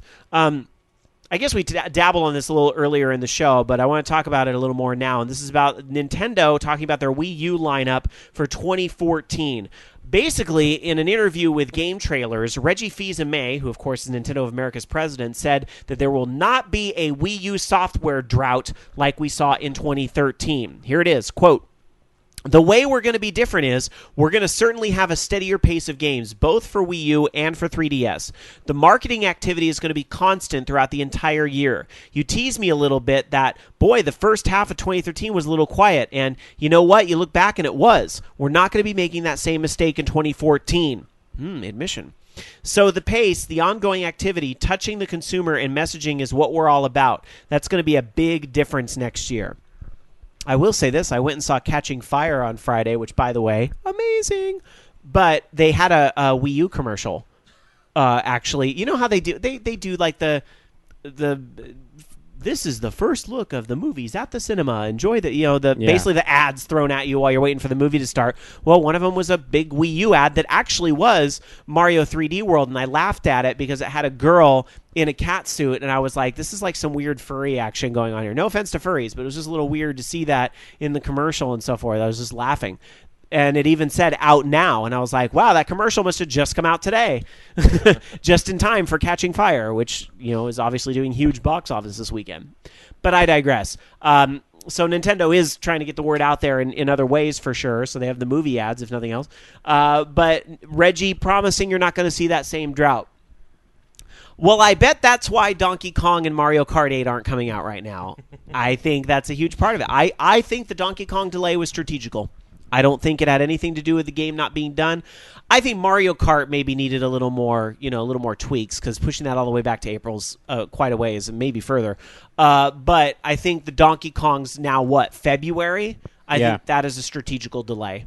I think you didn't want to have 2 platformers out back to back, and Mario 3D World is so damn good. You don't want to release Donkey Kong at the same time, and then it's like, oh yeah, there's 2 good platformers. It's because there's not a lot of Wii U titles coming out. Yeah. Seriously, there's not a lot of Wii U titles coming out. So when Reggie talks about this whole, there's not going to be a drought, are you saying? Full of shit. He's full of shit. He's absolutely 100% full of shit. Because here are the games coming out in February on the Wii U. The Lego Movie and Donkey Kong. So, does that sound like full of shit to me? That sounds like a whole heap of shit. Could there be stuff we just don't know about yet? Because let's be real, they cranked out that Zelda Wind Waker HD thing fast. Could they have other little... and we've heard the rumors before about the 64 revisited. I don't remember what the hell did they call that? I even read that article. I think I joked it was Reimagined, like they call RuPaul's Drag Race or something. It was something similar to that, but you know what I'm talking about, right? Reimagined or something. Could that be something that's in their pocket that they haven't quite played those cards yet? I don't think that they've already announced their first quarter stuff. I'm sorry, they have one other title in. So they have a title in January. They are one of the only Wii U titles in January. It's Wii Fit U, but it's a disc-based version for the game that's out already right now. So that doesn't. I don't really count that because you could get it right now.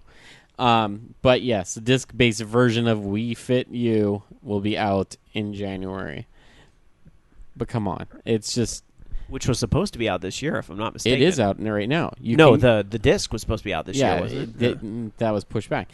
But there is a drought. Their third party, there's not a whole ton of games coming out. It's just the Lego Movie, and that's it so far for February. March there's gonna be some stuff, but that's it. Gene in chat brings up a good point. Live.vognetwork.com. PlayStation 4 and Xbox One drought though. Could those systems not for as long? Period. Launch window, whatever. But. I mean, at least we know what is Destiny first quarter, or is that further back? We look at a summer for Destiny. Right now, I think placeholder is first quarter. Okay, but Titanfall's first quarter for sure, right? Titanfall is March. So there's some things trickling in there at least, but I mean, Gene could have a good point. I mean, could the other system? I mean, what do the other systems have that's so great? Well, there's a lot of placeholder stuff right now, but and to be fair, Lego Movie is on all platforms, so there is that. They've got they do have some other titles, because I don't remember off the top of my head, so I'm gonna actually go look. But I know a lot of the stuff I have right now is placeholder. Thief is supposed to be pretty soon. I don't know if that's still going to be first quarter, if that'll get pushed back. I was going to say... I think at least in PlayStation's camp, I don't know so much about Xbox One, but PlayStation's camp, they're teasing Infamous. a lot of... Well, they're teasing a lot of... Oh, yeah, Infamous. Well, that's February, March, yeah. I think. They're teasing a lot of, like, betas. There's the Destiny beta. There's the Final Fantasy XIV beta. There's the Elder Scrolls Online beta. Like, they're kind of trying to fill in the gap with all these, like, well, the games won't be out, but all these awesome previews you're waiting for will be. So, give or take that. So, anyway. All right. So if you don't have any other games to report on, we'll move over to the next story. I'll look it up, and All I'll right. talk about it in release. You work on that. Moving on to Jason. Leaving the consoles, as this game has never made a release on one so far, Step Evolution announces Re-Rave Plus Arcade. I have not seen the current Re-Rave Arcade game, but I'm going to assume it's very similar to the rest of the touch-based attractions that Dave & Buster has. So it is a big 40-inch touchscreen at about just above waist level and a nice placard sign to advertise what the game is. But at a trade show in just the last couple of days, IAAPA, they announced Re-Rave Plus with a new cabinet design, very similar to how a lot of other games, notably DJ Max Technica, are going about it. Standing cabinet taller than you with a little miniature platform where the subwoofer is that you step up onto. You have the lean-in touchscreen that you go into play, and then a spectator's touchscreen above your face. This will be the improvements that come to Re-Rave Plus, notably any graphical changes or song lists, will be available for current Re-Rave arcade installations, but this new cabinet will look a hell of a lot better for people that want to plunk that money in again. I've played Re-Rave a couple times just on my phone, probably more likely my iPad because phone's a little bit difficult. Just the quick overview of the game is that you have touch targets with timing. It is a music rhythm game. You touch them at a particular time. It's Elite Beat Agents. Without the dancers. It's been a really long time since I played that game. It's it's virtually similar Elite classes. Beat Agents. The only difference is that you can kind of better see like when the things are going to hit with the clock formations, but that's really it. And multiple taps. Didn't Elite Beat Agents have those? No. Okay, then it's DJ Max Technica. I wouldn't make that comparison. A combination of the two. Yeah, whatever. Anyways, Re-Rave Plus, massive improvements for the arcade installations next year, and it's a very pretty game. I would like to see this in my local Dave & Buster's or elsewhere that I've been that I can't think even has games. I loved and hated at the same time how they have to make sure that it's going to be relevant for an arcade by putting ticket spitting into it. Yeah, I completely glossed over that, even though I commented on it when I was watching the video. This is going to be the first touch attraction game that I've seen that is a redemption game and actually spews tickets. And it's one of those things where it's like, gross, but then at the same time you're like, well... It's actually a worthy game to do that kind of thing. Well, but the reality is that's the only way it's going to get into arcades, which sucks. Imagine Don't hear if me DDR wrong. gave tickets. Yeah, all those noobs getting their free song on beginner would get like one, but then everybody else that plays the super hard songs, hey, we just raped the whole machine of I'd tickets. have a ton of fucking tickets, I just gotta tell you. I would have a ton of fucking tickets. Well, I think the way you would do it is that like you would still have a ticket spin at the end of the game, but depending on how hard the difficulty was, is how big the jackpot it should is. be for every step that you make that's on a perfect. It's like, boom, just like spitting them out, like shooting out of there. Don't trip. All right. And I stand corrected. There are a lot more delayed Wii U games I forgot about, which, put it this way, they're not that mentionable. There's Jet Tailfin Racers, which is based off an iOS Android game. Although there is Game of the Year contender Hello Kitty Cruisers that got delayed. It got delayed. Yeah, it got delayed. Fuckers. So there's your drought. So yeah, if you want to call it non-drought by delaying games, yeah, sure, why not? Let's play that way. There are some confirmed, like for example, Drive Club is supposed to be coming out in February, and also confirmed. Drive Club. The Xbox One version of Plants vs Zombies: Garden Warfare is going to be coming out. Oh, there you go. All right. So if you want to talk drought, look at January. There is Wii Fit U and Dragon Ball Z Battle of Z. That's it. You could look at January almost every year, and it's the same story. No, it's not. Really? This is ridiculous. Well, I do remember one year, when did BioShock Infinite come out this year? It was pretty early. And then March. sometimes you get the Final Fantasy, like 13-2. 13-2 was January. And now Lightning Returns, I think, is February February. or March, yeah. So, but that's... It's current gen. it's very unusual to have two games only. In December, it's also two games. Gran Turismo 6 and then a Vita game. But you were supposed to have the South Park game. That didn't happen. That would have only been 3 games. A lot of the games left. All right, let's talk about what's coming out now as we travel around the world and check out release dates. Now, this was a pretty lengthy segment in previous weeks, but as Loki's indicating, it's going to start to dry up a little bit. But let's see if there's anything for this week anyway. Loki? A little bit. It's more like someone took a fucking ShamWow to this shit. No, seriously, this week there's a whole lot of nothing. It's basically E's Memory of Celceta, which is going to be coming out on Vita. One super late announcement, Air Conflicts Vietnam on PlayStation 3 and Xbox 360. And I almost think that's it. You know, I'm trying to look here real quick. I know there's some that Frozen pack for Disney Infinity is supposed to be coming out this week. That was another one, but yeah, it's sad. God, is that it? Atari Flashback 4, that's coming out. Oh, really? Yeah. What's cool about the Flashback 4? What does that have in it? Fuck if I know. I want to know more about that. Those consoles are pretty neat. Let's see. I love retro games. What can I say? Yeah, Disney Infinity, the Frozen Toy Box set in Power Disc Pack 2 is going to be coming out now if you're into that shit. Good Black Friday deals. Oh, one very late one. A Halo Origins bundle, which is basically just a rebundling of the Halo Anniversary and Halo Reach. So that'll be coming out this week as well. And Black Friday, there is going to be some... I know there's a new PlayStation 3 SKU for $199 that comes with The Last of Us and Batman Arkham Origins. So that's pretty good. Girls Fashion Shoot got delayed again, so that's on 3DS. That's coming out. And that is literally it. All right, let's travel to Japan where things are a little more active this week. On the PlayStation 3, you have Assassin's Creed 4 Black Flag being released in Japan on November the 28th. Also, Shin Sangoku Musou 7 Moshuden comes out this week. There's a lot of different versions of that, limited edition. And that's Dynasty Warriors, isn't it? I think it is. Koei did that one. So that's a pretty big release out there. Also, Himawari no Kyukai to Nagai Natsuyasumi Extra Vacation comes out this week, regular and limited edition. That's, again, all PlayStation 3. And Super Robot Tyson OG Infinite Battle comes out as well this week. So pretty busy week on the PlayStation 3 in Japan. Taking a look at the Xbox 360 in Japan, we have just Assassin's Creed 4 Black Flag is it on the 360 in Japan. So sounds like plenty more games coming out on the PlayStation 3 there, but that's kind of the norm. On the PlayStation Vita, Bitter Smile comes out this week in regular and limited edition. Criminal Girls Invitation. Invitation to what?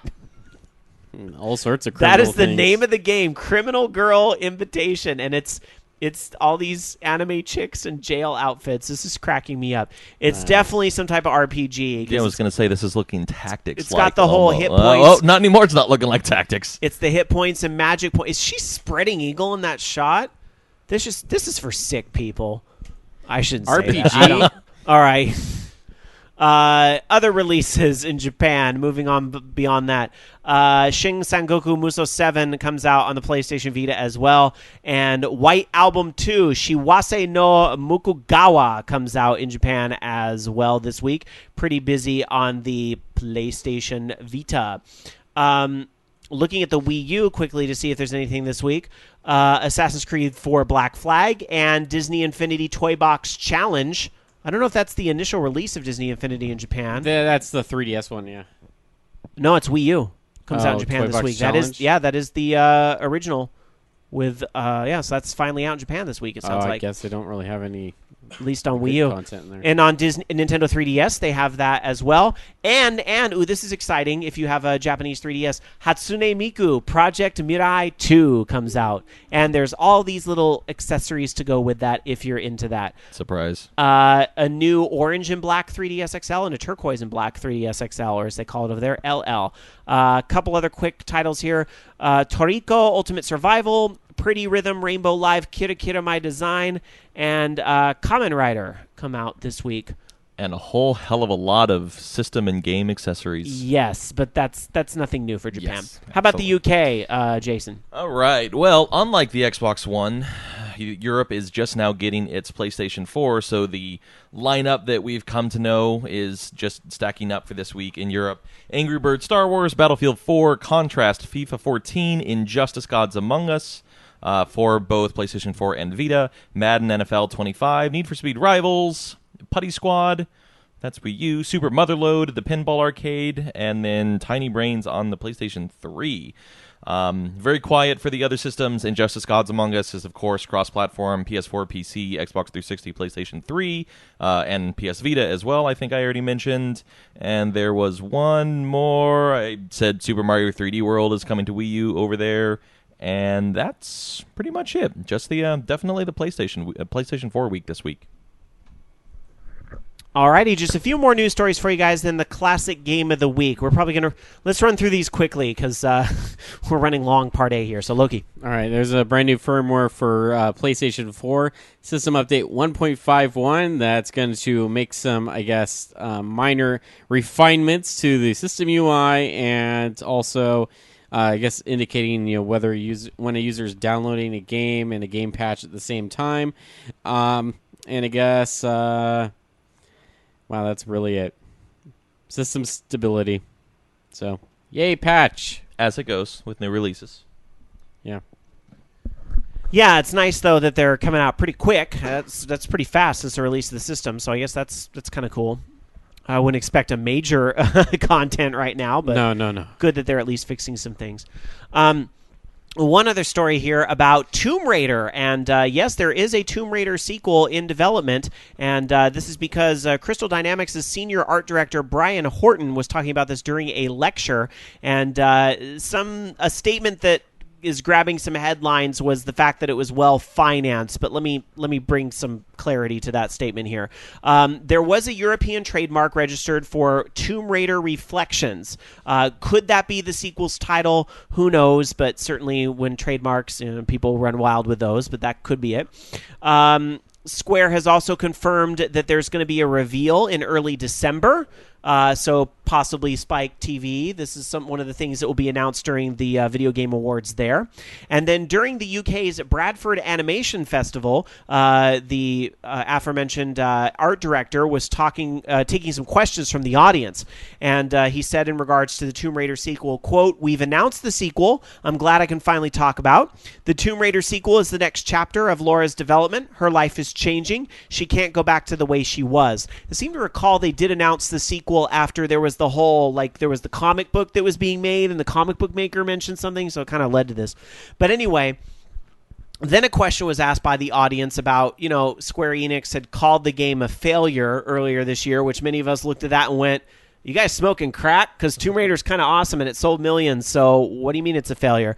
Well, the reply from Brian Horton was, quote, "We don't talk about our budgets. It's a well-financed game. We're not spending any more on a sequel than on the original game." So I wouldn't take well-financed to mean like, oh, they're just throwing money at it. I think I would just take that to mean, don't worry, the game will come out and it will be like they're not going to cut corners and it's going to be a crappy quality because of that. I think that's what they're trying to reassure people of. So the Tomb Raider reboot was great, and I think if the sequel can kind of capture that magic, I'm looking forward to it. I would be interested in this, so I'm looking forward to the reveal. I'm curious to see what they do with her now, because obviously the first one was all kinds of scary and really had that like caves environment and all that. So I'm curious, are they going to now do the whole like exotic worlds and that? Like, will that be She'll become a pirate. It'll be just like Assassin's Creed 4. or will Uncharted Lara Croft edition. Or will it still be like super scary and the whole like, as Jamie calls it on the show, the game called Girl? Will the sequel be Girl? Who knows? Girl? Girl? All right, so we'll see what happens with the Tomb Raider sequel. But they're trying to reassure us it's taken care of, and don't you worry, you'll be hearing more on it soon. All right, let's get to the classic game of the week, because as you know, every week here on Orange Lounge Radio, we ask Dark Soccer to jump into the gaming vault and find a game that she thinks, hey, you ungrateful brats, put down your Xbox One and your PlayStation 4 and Wii U's and go check out a real classic this week. Cookie clickers. Yeah, definitely put that shit down. You don't even need a reason to put that down. All right, but Dark Soccer's not here tonight. So we invited Jason to pick this week, because Jason's never got to pick a classic game of the week. And I guess I can. you've done a lot for the show over the years, so we kind of view this as a present of sorts that you can pick the game of the week this week. So, Jason, what have you picked tonight for the classic game of the week? Tonight, I picked Vet by Spectrum Holobyte. All right. And I'm going to warn people right off. That is the noise with this game. It uses like PC speaker, right? And only PC speaker. PC speaker. So there's not a lot of music with this, and it's a lot of incidental brake squeaks. So, but I will, as I always do, let the music play in the background, whatever it is. So it is quite literally just brake squeals and police sirens and anyways, so here you go. Developed by Sphere and published by Spectrum Holobyte. First and foremost, I will say that this game is spelled V-E-T-T-E, vet as in short for Corvette. It is with an exclamation point. With an exclamation Don't point. forget about that. Vet is an incredibly early and incredibly crude racing simulation game. It was originally released in 1989, coming out on IBM PCs running MS-DOS and Macintosh computers. It is set in San Francisco. It features terrain, notable landmarks, high-speed racing across all of the Upper Peninsula of San Francisco. It'll take you to landmarks anywhere from the San Francisco Zoo across both bridges and plenty of notable landmarks in between. This game is 100% a relic of times past. When the game starts, you have to answer a question based off details in the instruction manual in order to play the game. It asks you things like specific tuning parameters of, I think it's all actually Corvettes. There may be the European sports cars too in there. I don't entirely remember. It was a long time ago when I played it.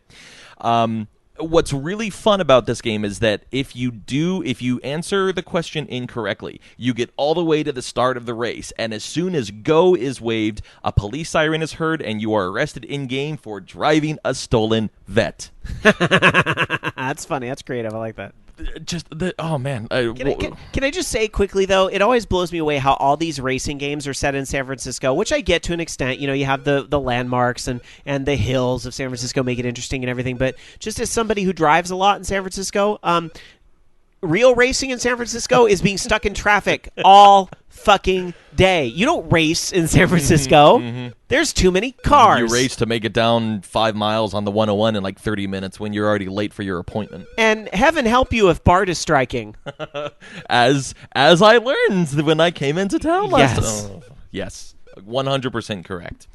The core of the game, it is a racing game. You pick one of 4 types of Corvettes, age appropriate, and choose one of 4 European sports cars as your opponent.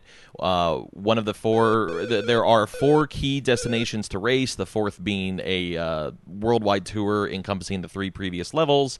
And despite the display of American Corvette dickwagging, the funnier part of this game is that if you lose to your opponent, one of the most often messages you get is, "Don't feel bad, I programmed this game." So apparently the developers may have been more in love with the European sports cars than the Corvette. I don't know. It's a very interesting mix of cultures there. There are degrees of difficulty and realism. On the easiest mode, called Trainee, there will be no car damage. Police will not be a factor. Turns will be tight, and cruise control will just be full speed at all times. Even if you collide with something, you will instantly go back up to your cruise control speed when the object moves out of your way. Yes, there are collisions. There are damage. There is realism to the extent you can call it for 1989.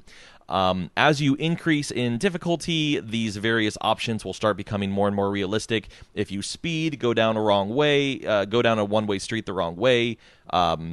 Hey, look at that Bay Bridge. Run through, or I assume that's the Golden Gate Bridge. Yeah, run through red lights, and police will start to pursue you. You will get pulled over, and you will even have to give your excuse to the officer before he writes you a citation. There is even manslaughter. There are characters in the city of San Francisco that you can run into, and they go from a standing crude sprite to a flattened crude sprite. The pro difficulty level turns all of these on full realism. Damage, traction, police, and cruise control are all said to be realistic. Pretty convincingly, too, I will say. And by the way, your opponent is immune to all of this and is damn fast. He's incredibly frustrating.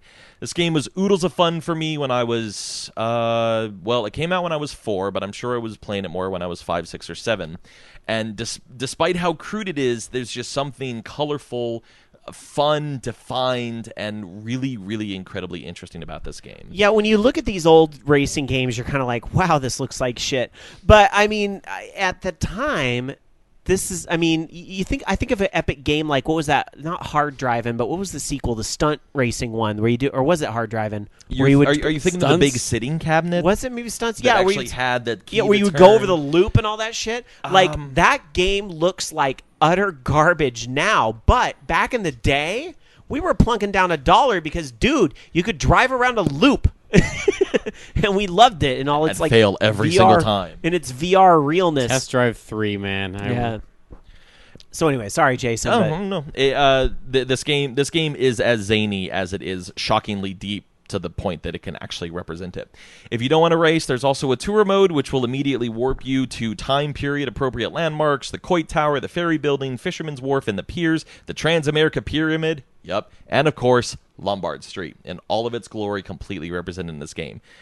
The kicker of this game is that there's a lot of crude and silly elements. Like, for example, I'm staring at the video right now, and there's a gear, there's a shifter, there's the gearbox.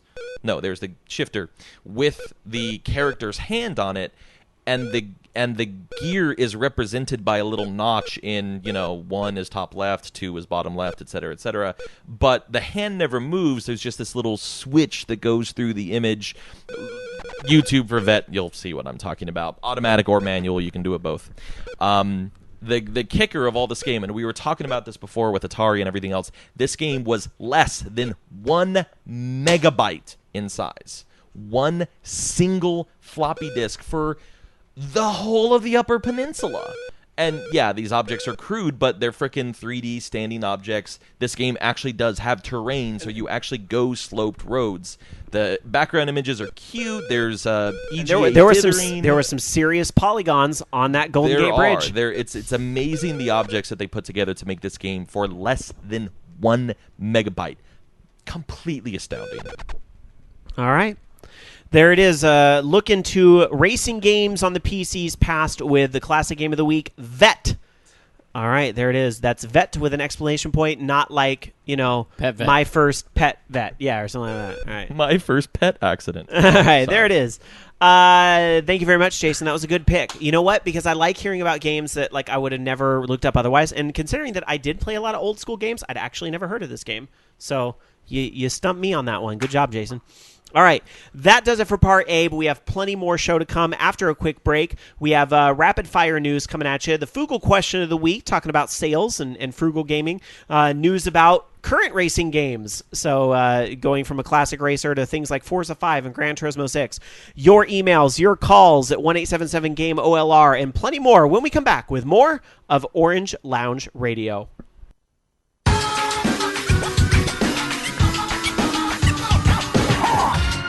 Welcome back, everybody, to Orange Lounge Radio, live on this Sunday night, November the 24th of 2013, with our 528th episode already in progress.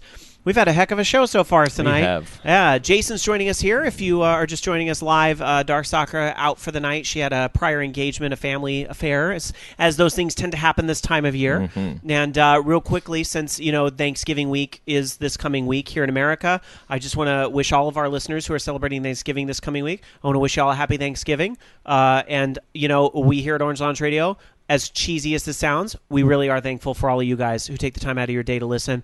Those of you that participate with the show here live on Sunday nights, those of you that listen via the podcast, those of you that leave comments at vognetwork.com, those of you that email, those of you that leave the kind reviews on iTunes and Stitcher and all that. We just really appreciate you guys. Thank you for being a part of the community. You are our motivation. That is why we've been here for the past, God, how long has it been? 11 plus years at this point. I have lost count. It has hit that point. I have lost count of how many episodes we've had, but since June of 2002 we've been here at Orange Lounge Radio. We are thankful for you guys. You keep us going. So happy Thanksgiving to all you out there. And if you aren't in America, you're Canadian or you're British or Australian or from another country that doesn't have Thanksgiving this week, then I will say enjoy your week making fun of us and our Black Friday mania and all that crap. So enjoy your week making fun of us for all of that. We deserve it, quite frankly.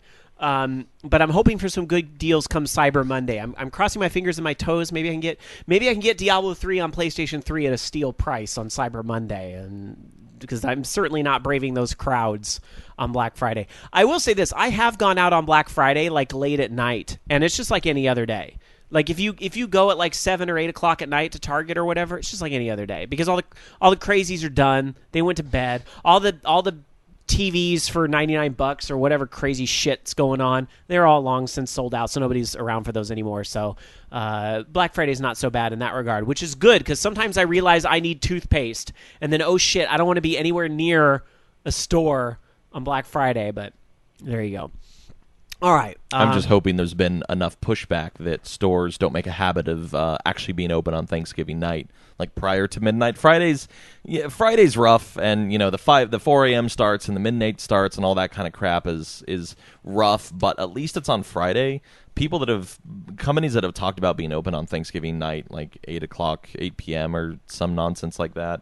I seriously hope that is not prolific and does not trend in future years. Not to deviate too much from the topic of video games, but since a lot of video games are on sale during this special period, we'll go into this a little bit.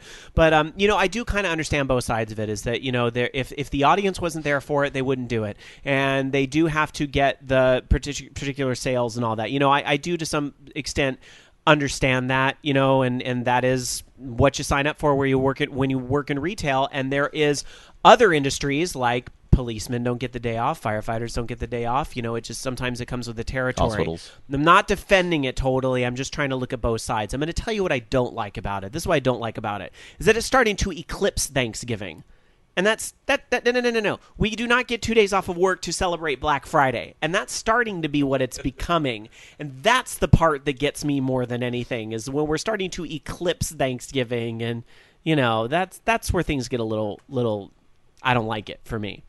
But, there's a lot of places that don't, hospitals don't stop running on Thanksgiving. So let's give thanks to those folks that, work hard when the rest of us have a day off. And then deal with the trampling crazies the day afterwards. Yeah, no kidding.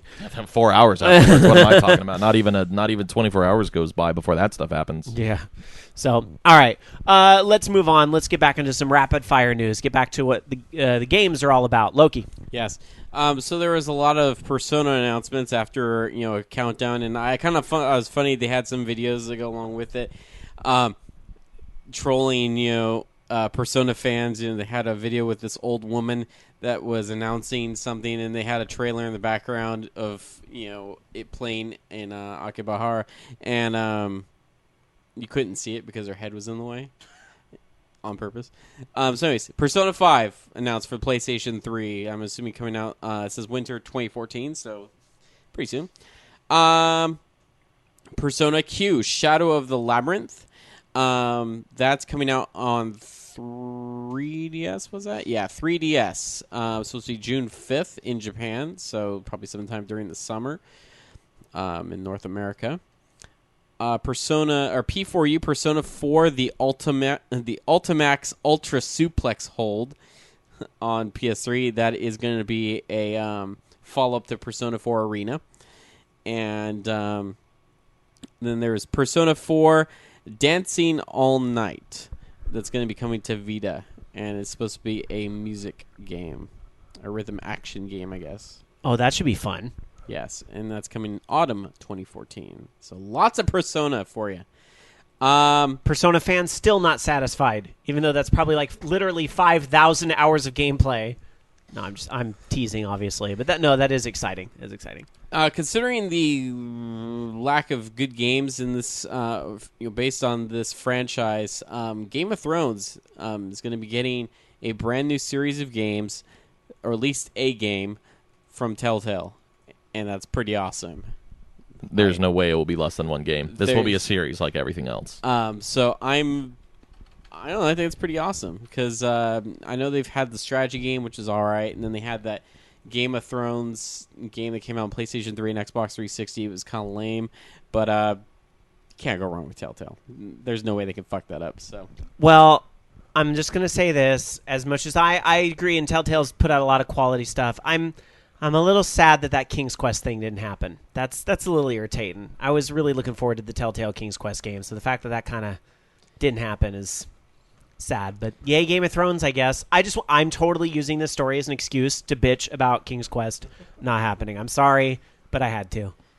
Well, I would think probably Activision's going to be at fault there because they're the ones that have the license, don't they? Yeah, but fuck them. Maybe it'll be a Treyarch. What are they going to do with it? Treyarch first-person shooter King's Quest. I'd still play that, but yeah. Arg. No idea. And then, of course, not a huge... I guess it's sort of a surprise. John Carmack is leaving id Software, and I think a lot of that has to do with the fact that he's working with the Oculus folks as their chief technology officer. And not sure what else he's doing, but he is resigning. And he's been at the company for 17 years, but it's too bad. That seems short for some reason. Was that 17 puts it back to 1996, but didn't that was like after Doom and everything? Wasn't he there for? I thought so. I think too. I'm just fucking up my ID Software history. Maybe. My question is, though, so is that why Rage was on sale this weekend? Your golden parachute is made up of the sales of this game. Oculus Rift, though. Jason, have you played Oculus Rift? I have. Oh, and I didn't mention that. Since I got back into town, if I didn't mention this, I don't remember when I actually played it, so I may or may not have mentioned it last time I was on the show. But I've been wanting to get my hands on an Oculus Rift, but not out of my own pocket. There is an Oculus Rift at the office owned by a coworker of mine that leaves it there because he and a friend of his sometimes stay late and do, hack on 3D projects and that kind of stuff. I don't know hack if on I 3D have projects, play 3D pornography games, Well, play 3D games most definitely. Uh-huh. I won't doubt that one. Anything else? Well, that's a whole nother discussion. Just remember what the internet's for, Jason. But I do have A for the awesome. For the awesome, and I have played that in Oculus mode, and with the exception of one level that had a really, really weird visual bug where the sky was like bleeding out, the backdrop of the ground was bleeding out a lot of the buildings and whatnot. That game is fucking fantastic with the Oculus Rift. Oh my dear sweet God, I love that game just in general, but having there's contention about which display mode to use with the Oculus Rift, whether head tracking should be where your aiming is. I don't think so. Other people do. Whatever. That's what the choice is for. But for the skydiving simulator in a freaking Oculus Rift, oh my God, that is so much fun. absolutely love it. I loves the Oculus Rift too. That demo that Bobby gave me at Dragon Con was pretty awesome. So I'm excited to see some more, game development talent go over there, because obviously you have a lot of concepts on Rift right now and a lot of really cool demos, but to hear that there could be some great games that come out of that is just, it's good news. I've been 2 weeks ago, also obviously still when I was in San Francisco, because that's where the Rift is, like I said, a couple coworkers stayed late, and one individual was demoing it to 2 other people, and it was kind of funny because one of them didn't understand that it was head tracking and not like she said afterwards that she thought it was like augmented reality or something like that she'd be able to see through. So when somebody else was playing, she would go up and hey wave on the other side of the Rift, and we're like, it doesn't work that way. She can't see you. And then when she actually put it on, she still had that mentality, and so she was doing the Italy house demo. If you saw just the basic FPS, I did. Yeah. And so there were like wispy things in the air, like the torches would let out those little quick flames. I think she said butterflies and maybe even leaves. I actually kind of don't remember it myself, but she was walking around and she would. She would wave her arm at him, and she would try to hit him, and obviously nothing happened except for adjusted angle and viewing.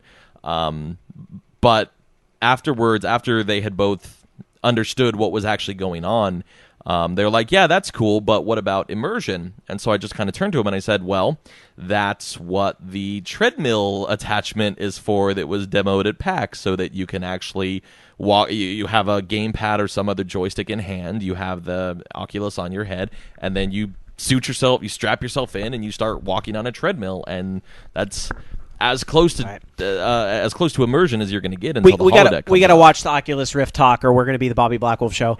So.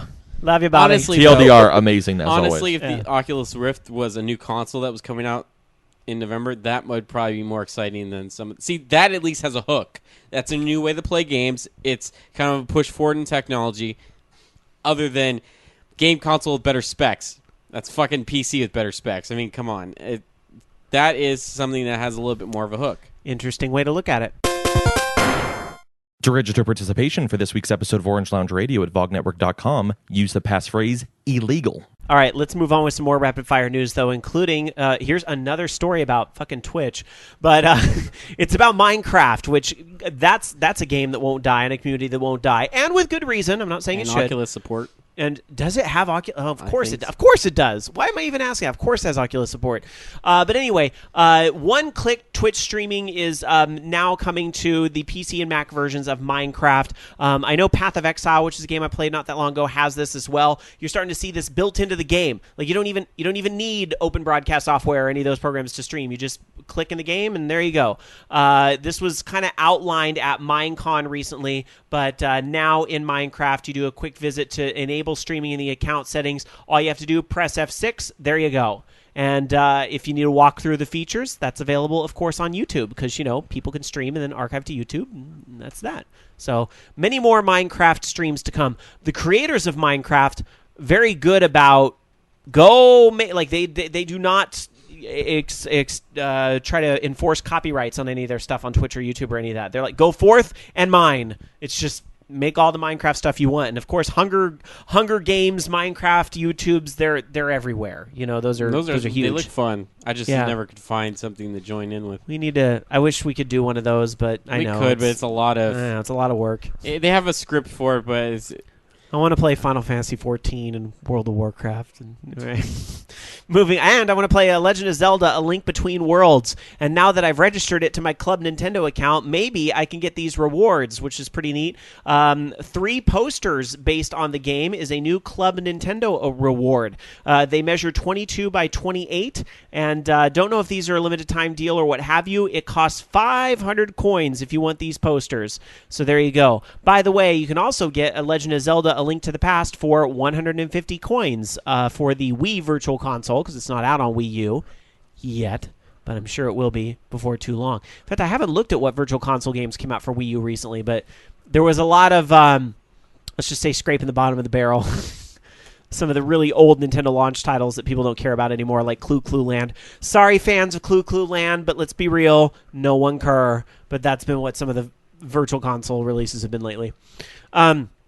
The next-gen console wars did continue in South Park. We talked about this a little bit last week when the first half of South Park aired. Well, sure enough, it was a 2-part episode, and the second half did air this week. It was the continued story of Black Friday. A Song of Ass and Fire, apparently, was the name of the episodes. Go figure. And there you go. They are dressed in a little bit of product placement. The characters in South Park were dressed up like the characters in the RPG, which is coming out now, March of 2014. A lot of people talking about the Princess Kenny anime intro. I'm going to be honest, I didn't watch this week's yet. It's pretty funny. I plumb forgot. Who won the console war in the end? Spoilers. I didn't watch it, but I saw that sequence, so I watched that on YouTube. God damn it. Probably better we don't answer that for Yeah, spoilers' I guess that's sake. true. For spoilers, some people are going to be like, your show spoils things. All right, let's move on. Jason, what do you have for us? All right. Polyphony Digital are attempting to do the impossible. Release a Gran Turismo in a timely manner. The best case scenario will be that Gran Turismo 7 will come out next year, with Gran Turismo 6 finally releasing on December 6th. But that is the best case, and things get bumped, and new generation and new consoles and feasibility. Well, we'll see. This is considerably impressive considering that the wait between Gran Turismo 5 and 6 was 3 years, and the wait between 4 and 5 was nearly 6 years. Best of luck to them, and especially making it look completely awesome on modern consoles, I say, as they just came out this week. Hello. 3 PS1 games are available for free on a PlayStation Home scavenger hunt. It's a short little 13 hidden card minigame in home. Shouldn't take you more than 10-20 minutes tops, but the games are Twisted Metal, Warhawk, and Destruction Derby, which are freaking great titles to add to your collection, so why not? And lastly, Strider 2014, the reboot, will also include the original version, Strider 1 and 2, the PS1 versions rather, not arcade or anything like that. Strider 2014 is slated to be released on February 22nd. Will include the first 2. Get your history on and enjoy these games. Oh, I lied. It's not just PlayStation 4. I'm crazy. Strider 2014 is going to be on PC, Xbox 360, and Xbox One. When's that out? I missed the date. February 22. Oh, yay. There's something to look forward to in that early window. I totally forgot one of the games I played this week. I'll have to name it next week. It's all right. There was a download game I totally played earlier this week. I spent like an entire night playing it, and then it was like, oh, new games to play. I do that way too much. But I'll just say the download games really help bridge the gap. Yeah. So, alrighty. Let's get to the Fugle question of the week. Every week here, we take Facebook and Google Plus and slam it together. You get Fugle. Let's get to the question of the week. And I will read some of the answers from Facebook and Google Plus because we are running a little long tonight. Sorry, guys. Where the hell are the posts on Google Plus? I can't see them. All right, fine. We'll go to Facebook first. For some reason, my computer is running so slow, too. I hope it's not... I'm sorry if it's causing the feed to skip. Also, all the account madness that we did earlier today may have been a factor in this. That very well could be. Who knows? Well, I had to get the YouTube channel back. We haven't posted to it for like 4 years. All right, anyway. Here we go. The Fugle question of the week. Brace yourselves. Holiday shopping season is coming. Are there any holiday gaming deals you plan to pick up over the next few weeks? Do you typically wait for games to go on sale before buying them, or does the desire to play them right away usually win out?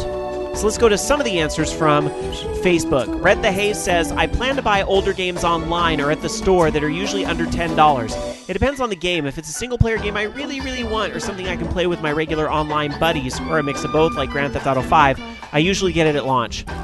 For the Fallen Dreams says, Cyber Monday sales rule because it can wait and come to me, damn it. America! Andy R. says, the desire to play right away wins out almost all the time. That and pre-order bonuses, stupid as they sometimes are.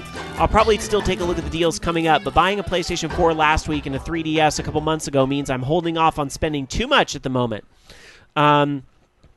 Let's see. Daniel S. says, there aren't any specific games I want to buy per se, but if they're a really good deal on something, I'll snatch it up. Those are usually Steam sales, but outlets have been known to clear their inventory of large collector's edition boxes. Ooh, that's really true. DJ Synthetic says, I'm just hoping for a purple 3DS bundle type thing. I need to start playing something not Call of Duty Ghosts. And DJ Rama S says, GameStop has some sweet deals I plan to pick up. I do try to wait for games to go on sale, but on the same token, I'm in no rush to play a lot of the games that are coming out. So by the time I get that game, it's usually under $30. Score! All right, now going over to Google Plus, now that it's loaded, let's look at just a few comments over there.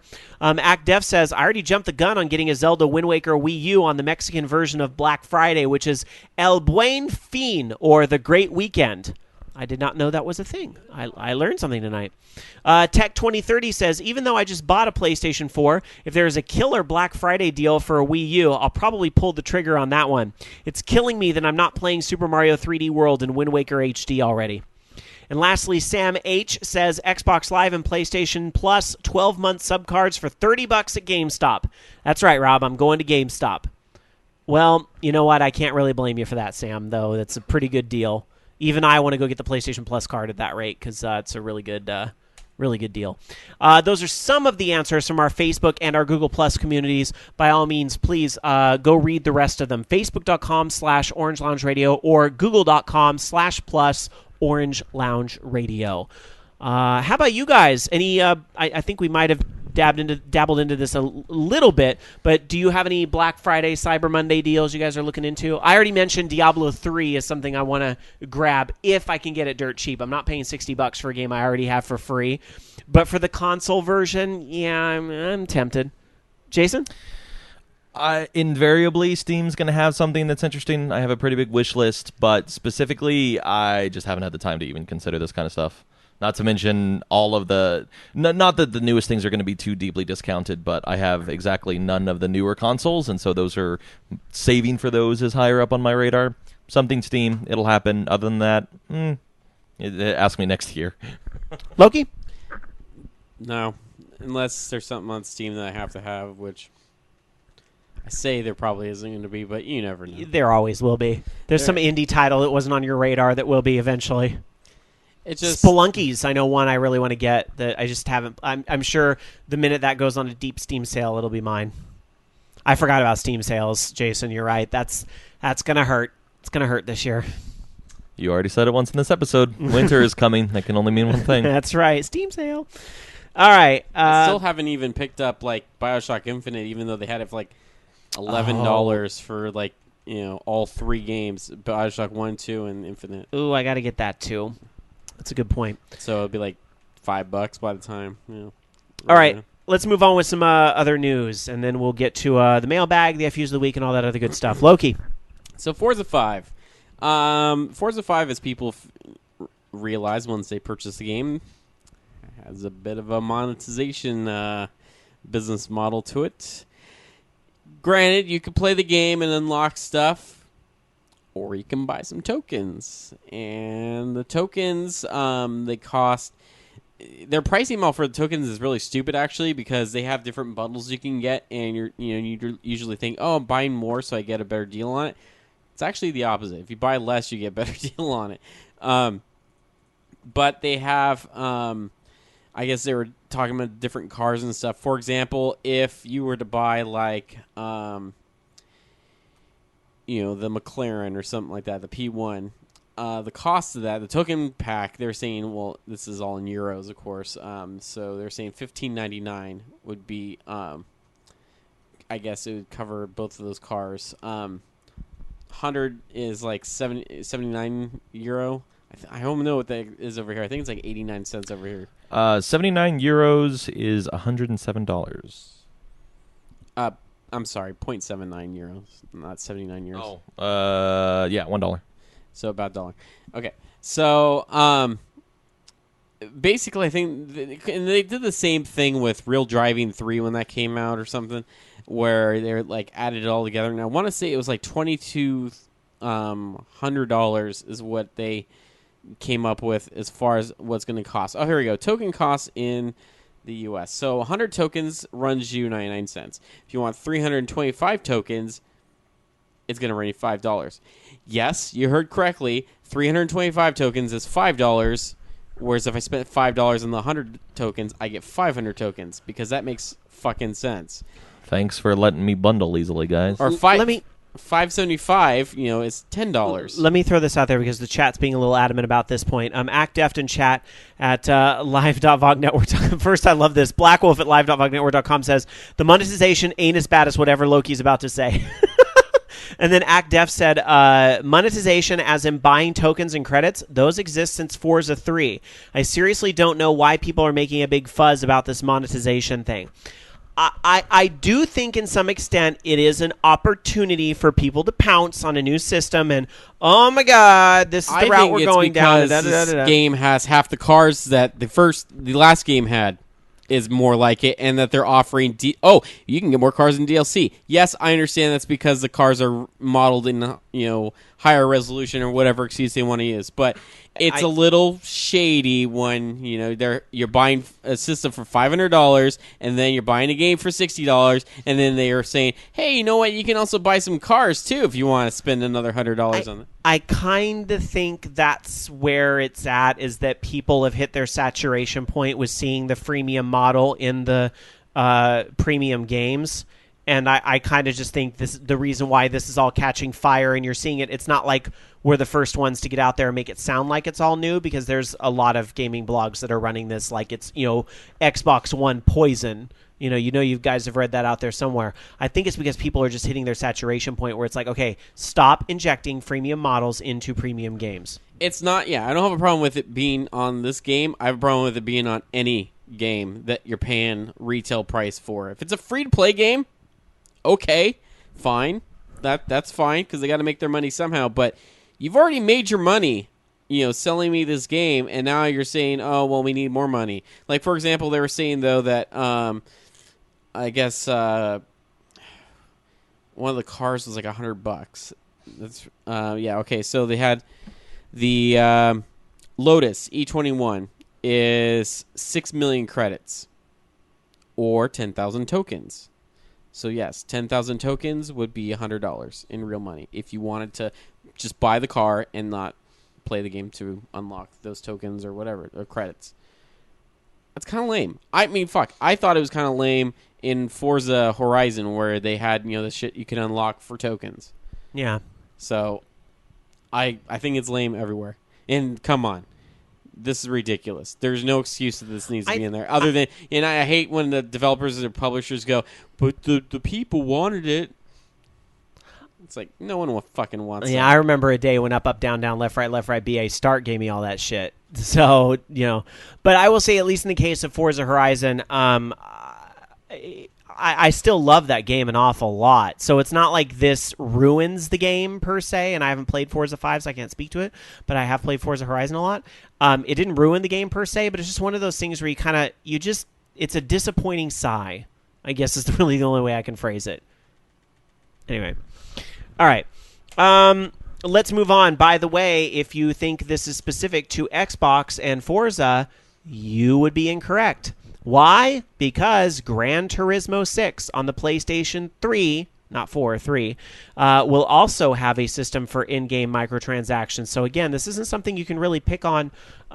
It's ridiculous. Forza specifically. This is just people starting to kind of hit their point where, I've had it officially with these. So purchasable as credits from PlayStation Network and physical retailers. You can get in-game credits to get vehicles, parts, and related accessories. We don't know exactly how much this is going to be in the game and so forth, but it sounds like almost the exact same model that you see in Forza, also in Gran Turismo 6, which will be launching early December. So you can see for yourself exactly if there's $100 cars to buy in this game as well. It's stupid that people even allow that. And unfortunately, you're buying these games because they're good racing games, but at the same time, they're not putting I guess the best advice you could say is just don't buy these. But I'm sure to some extent people are going to buy some of them because they want, maybe not necessarily $100 for a car, but, maybe they want just extra money or something. I don't know.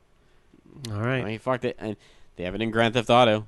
Grand Theft Auto 5 has, where you can pay to get money online, and they keep nerfing all the fucking payouts on everything, so, trying to convince people to spend money on that.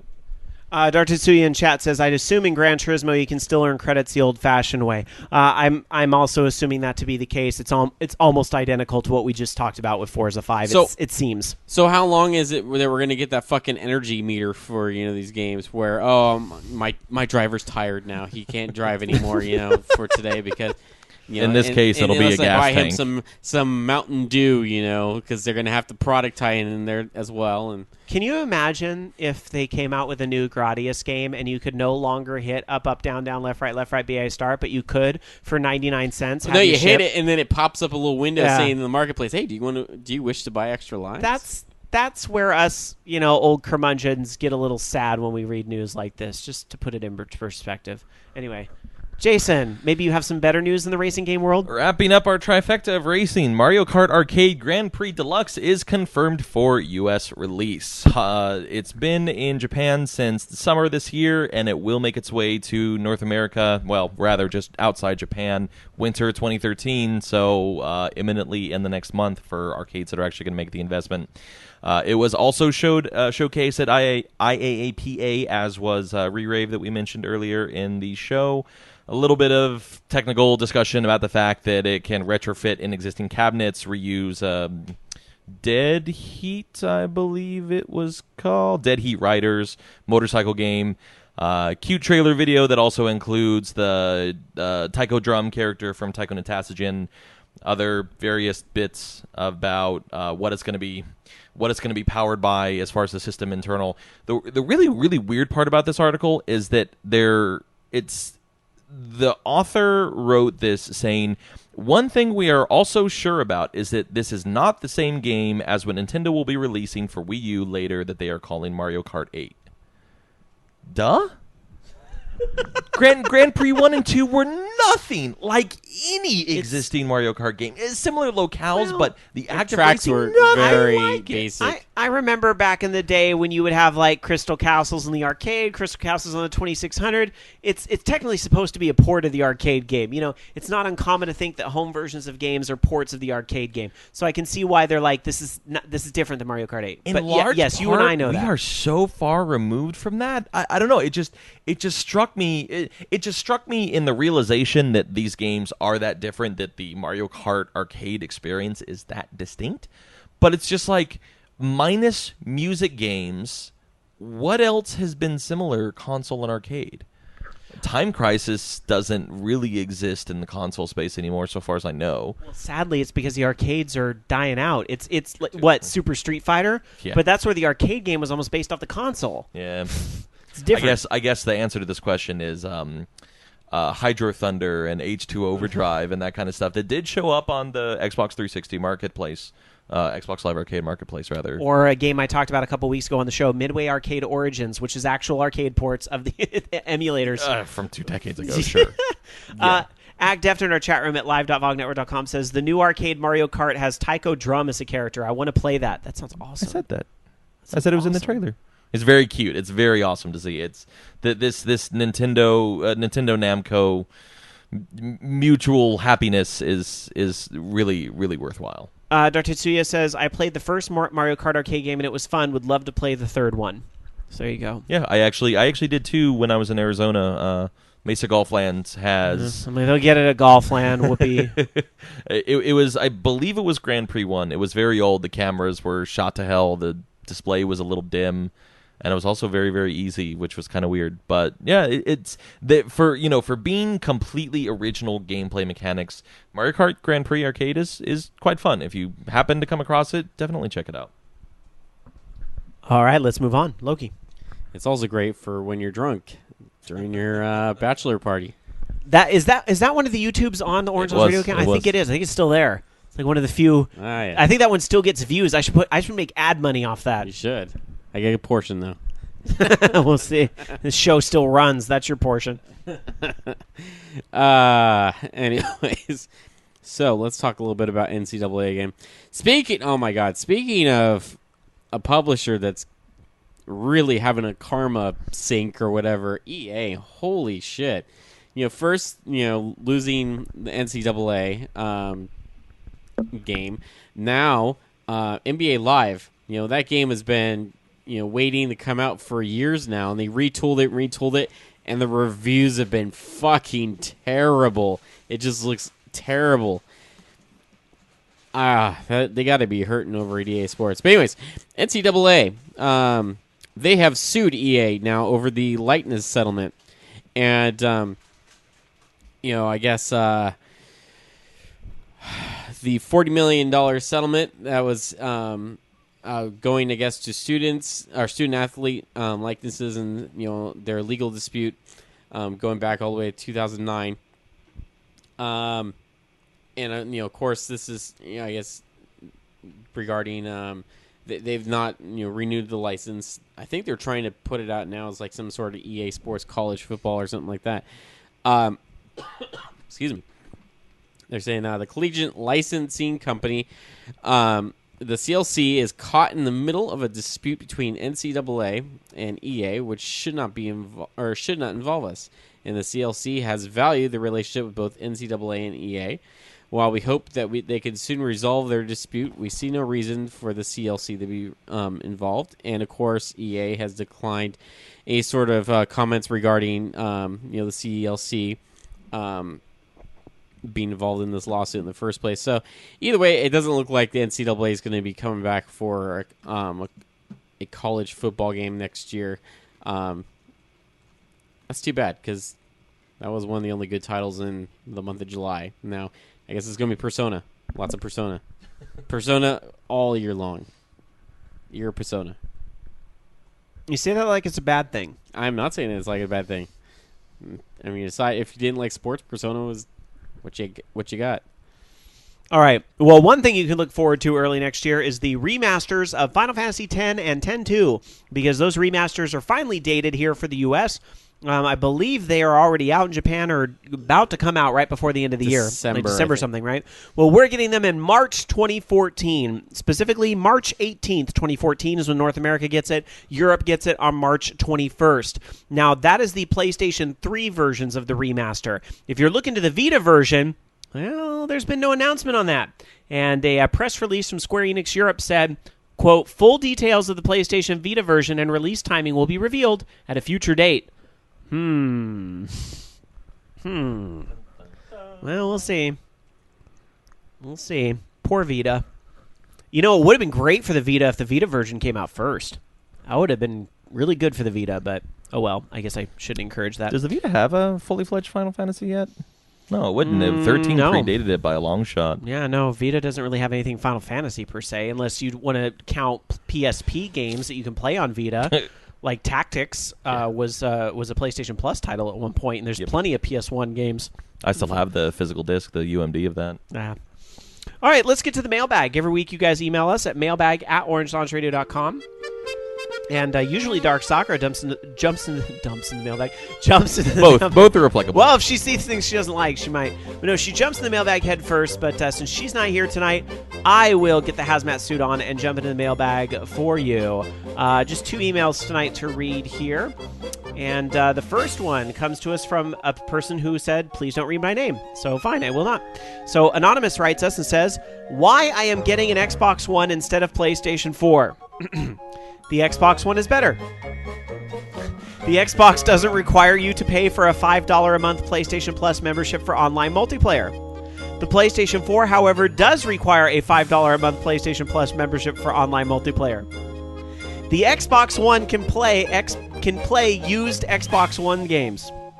The PlayStation 4, however, cannot play used Xbox One games.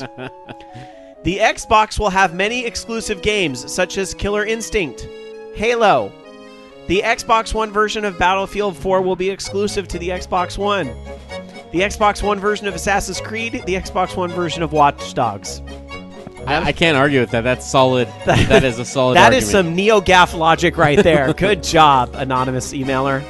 Good job. I'm having one of those moments where it's like, not sure if troll or... You laugh about that, but like over this week, I've had some downtime at work, so I've been going through the Microsoft Retail Training Program. In fact, I've been actually giving away some DLC codes I got from that. But holy shit, man, that is some of their arguments for the Xbox One. Hey, you can play used games on it. I'm like, yeah, cool. All those games that have just sat around for years and years, and I don't really feel like bringing them out again. You know what would have really been news? You can play all your last generation games on it as well. It's backwards compatible. I'm telling you, from people I know that are more casual gamers, like they like gaming, but they don't seek out shows like this or post to internet websites and things like that. That's the number one bitch I hear is that, well, I don't want to get a PlayStation 4 if it's not going to play PlayStation 3 games.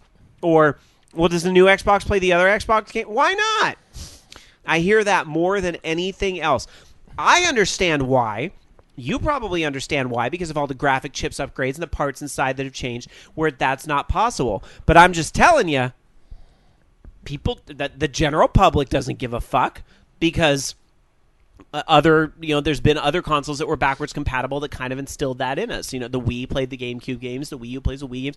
The Game Boys are usually backwards compatible and so forth. And even Xbox 360 played some Xbox games. PlayStation 3s when they were new would play PlayStation 2 games. Ziffy. PS2 did play PS1 games. Yeah, exactly. So there were some consoles in the past that kind of did that. So I'm just saying. The funny thing is that those consoles are the minority, and especially like Nintendo history up until the Wii had no backwards compatibility console-wise because they didn't fit in slots anymore, and not to mention the shift from cartridge to disc just in general. Same experience here. I went out to brunch, lunch, something with a friend of mine, and that was one of the very first things out of his mouth is that the PlayStation 4 isn't, and this was before I knew about the architecture switch, and he said, yeah, I hate Sony now because they're not playing all the games that I already own. I said, that's very strange, especially not even digital versions. As soon as I figured out why that's the case, it all made sense. Same argument you just made. Had another point, slipped my mind. You know how it goes. All right. Well, we have another email here. It's from Raw Steel UT. Raw Steel has a tendency to send the show novels. Raw Steel, I'm going to invite you to post this on our forums in its entirety because it's a little bit long. Hey, I'm all about where every gamer has a voice, but it is still a 3-hour show. So this is quite the little novel here. I'm going to try to get the gist of it here, but I'm going to be extremely paraphrasing. Or if you do that, remember TLD, TLDR. Yeah, bullet points are great. Like that last email was a bunch of bullet points, right? No, I don't want to. It's not that the email is bad. It's just I only have a certain amount of time. But the more I talk about the time frames, the longer we drag things out. So let me read a portion of this email here from Raw Steel UT, who basically was emailing us to talk about who won the last console generation. He talked about that there were a few things that he kind of, a few points he wanted to make about this. And first off was, I learned the most popular system may not fit your particular needs. While the Wii sold like absolute gangbusters, the games were stupidly few and far between. And while I don't speak for anyone else, I found myself fighting against the controls in games like Super Mario Galaxy, where I should have been having a stupendous time. Secondly, I gave up AAA PC gaming. This was the generation where it became 100% impossible to buy a PC game that didn't require an online authentication or other form of invasive DRM. I won't bring myself so low as to pirate games, but between Steam's offline mode failing me numerous times and the PlayStation Network outage, I don't feel like any of the stuff I buy on a DRM platform is actually mine, so I abandoned those libraries and counted the loss as a lesson learned. I learned not to trust one iota of what I'm told in the gaming media. This show accepted, of course. I don't really consider ourselves gaming media because we're not trying to. Just an aside here. I don't consider ourselves gaming media because we're not trying to break news. We're just trying to talk about it. But I also hate the term gaming enthusiast because some news doesn't make us enthusiastic. We're just gaming talkers. What else would you call it? I guess Bobby uses the term gaming commentator, but then I feel like I'm like talking about a sports ball casting StarCraft and all that kind of stuff. We're just people talking shit. That's what we are. We're people talking shit. All right. Anyhow, he says in his email here, this generation, we saw gaming journalism degrade into the worst state it's been in since the crash of '83. Reviews are made based on how big a franchise is, not to appease publishers, but to keep the fanboys off their asses. I learned to love Killzone, was something he said. The franchise started off as and also ran on the PlayStation 2, a laughable attempt at a Halo killer. However, the ensuing games have shown remarkable improvement, both in gameplay and storytelling, and it's been an absolute pleasure to see the progress Guerrilla Games has made. Let's see.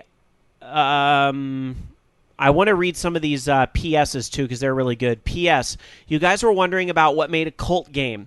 I like to think of it in the same way as a cult movie, where it doesn't have a huge mainstream success, but instead finds a smaller, more dedicated and enduring fan base. Showgirls and Rocky Horror may not have made a lot of money at the box office, but they'll likely be remembered long after people have forgotten about the latest superhero fad movie.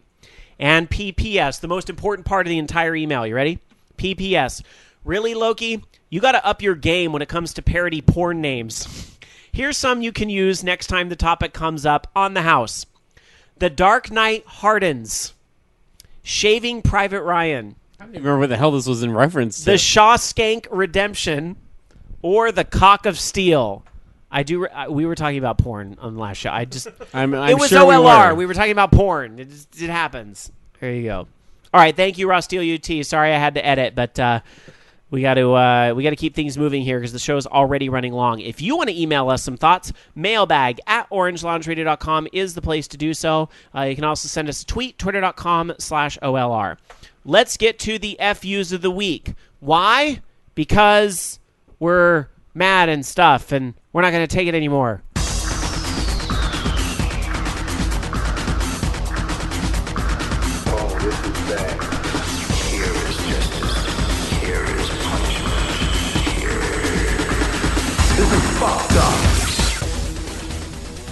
Jason, would you like to start us off tonight?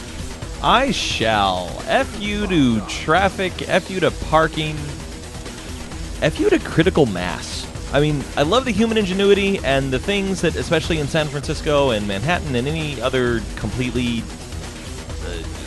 over full to the brim location, what they have to deal with. You know, God bless people's ingenuity and the way that they make things work. But goddamn, fuck critical mass. That stuff's just frustrating. Yeah, that's it. Loki. F you, the cookie clicker. I don't know why I'm still playing this. Amen. My FU of the week goes to my scale because it told me something I didn't want to hear yesterday. I'm very angry at it. So also FU to the lack of motivation I have when it comes to doing something about that. So I've really got to hunker down and do something about it. So we'll see. So stay tuned to figure out what fad diet I go on in our next episode. We'll see. All right. Let's get back into a few more gaming news stories, then Twitter topics and Skype line and all that good stuff. 1-877-GAME-OLR or a username on Skype, Orange Lounge Radio. But first, a couple more quick stories. Loki. You know, you could just pick up one of those Wii Fit meters, and then you could download Wii Fit U for free. I know, and I could get the balance board out from under the TV, but Loki, it's so hard. I have to lift that TV and then the TV it'll be lower, Loki. What else is going to raise the TV up that perfect amount that the Wii balance board does? Cable box. Don't you have a story to read? Yeah. Today I've walked 7,500 miles and 3.5. Wow, yeah, not that many miles. 7,500 steps and 3.5 miles. What is that? A Fitbit? Fitbit, yeah. Oh, you've got a Fitbit? Yeah. Do you like that? I really do. It's actually... Does it actually get you to walk more, though? Because, like, I could get a Fitbit and be like, hey, look how much I walked today. But, like, it doesn't matter if I'm not doing more than what I did already. Inherently, no, but it makes the motivation easier when I go to actually do it. Does Fitbit have a social thing where, like, I can go, like let's say you and I both have Fitbit and, like, I get a higher score than you. I walk more steps. Like, I can, like, send you a text message just like, haha, I'm better than you, here's proof? Or... maybe not bragging rights, but I was actually just commenting on something of our good old buddy Big Red Pimp's post a couple days ago. He's on a fitness kick right now, and he's already lighter than me. He started a couple months ago. He's already lighter than me, and I need to really do the same. But he's been the top of the Fitbit leaderboards for weeks now, and wow. It's him talking about. Oh, so that. There are Fitbit leaderboards. Yes, okay. yeah, absolutely. Yeah, I'm I'm in my employer's group, as well as I have my selection of friends that are so a there mix is of them and EPing not. to it. There is EPing absolutely. to it. Okay. There are badges, there That's are important. goals, there is a good combination of everything to lower the barrier to entry, raise the motivation enough that you might actually get off your lazy ass and do it. How much is a Fitbit? Ranges from 70 to 120. There's a couple different models. $70. What? Lord, that's a lot of money. That's a lot of money. It's- That's a lot of money for bragging rights about I walked more than you. Then again, not getting thinner, just sitting here I would doing say a radio just show. use your DS, but that unfortunately doesn't. That It's fucking negates Fitbit at snacking all. too. Snacking is my worst enemy. Should I slap you when you go up to go get some more? Then No, because I'm hungry. me too. But I'm not gonna eat until freaking midnight. Anyways, Loki. Do you want some pretzels? Nah. All right. Loki. All right, so the inevitable has happened. They're going to bundle a Vita with a PlayStation 4 and sell it in the UK for an undetermined amount of money at some point. That's it. They're really pushing that second screen thing, remote play and all that fun stuff. Hopefully you get a good price, because I don't think they had a price on it.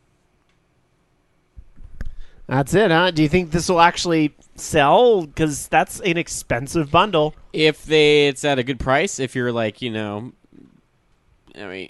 quite a bit of money on it, then yeah, it should sell. If there is no price break on it, then fuck them. All right. This last story I have here doesn't totally have to do with gaming, but you know what? It definitely has to do with tech, and it's got a lot of people talking this week, and I wanted to bring it up here on the show. Y'all know the famous MP3 player Winamp, right? It really whips the llama's ass. That's right, with this little demo story about whooping the llama's ass, or whatever Wesley Willis reject lyric that was.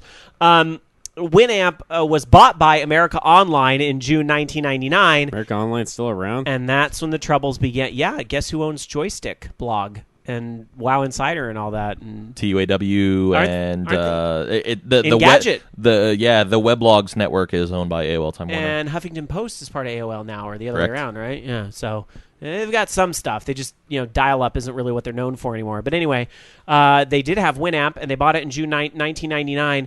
It is going to be shutting down. Winamp is shutting down in exactly 1 month.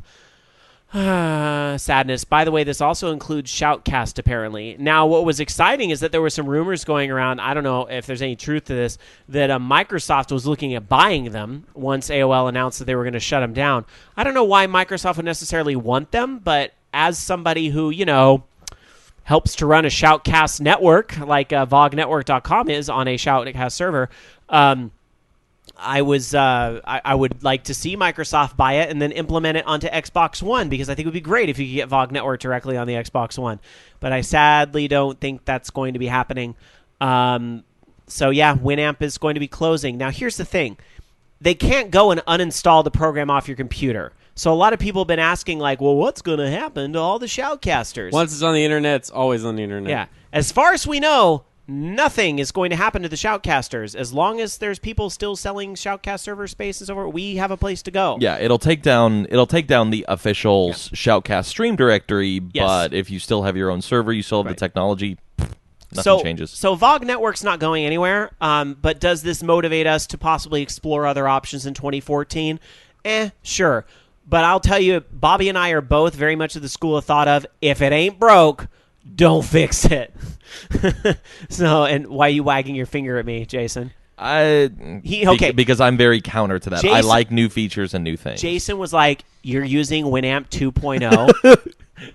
You're using Winamp 2.0. Actually, we had multiple revelations today. He's using a 7-year-old MIRC. He is using no shit Winamp 2.0, not even 5 with the 2.0 style. He is using Internet Explorer 6 on this PC, for fuck's sake. Well, no, I'm using Firefox to browse. Well, yeah, but I don't actually use Internet Explorer. Internet Explorer 6 is still present, and I saw it jump up, and I was almost in tears.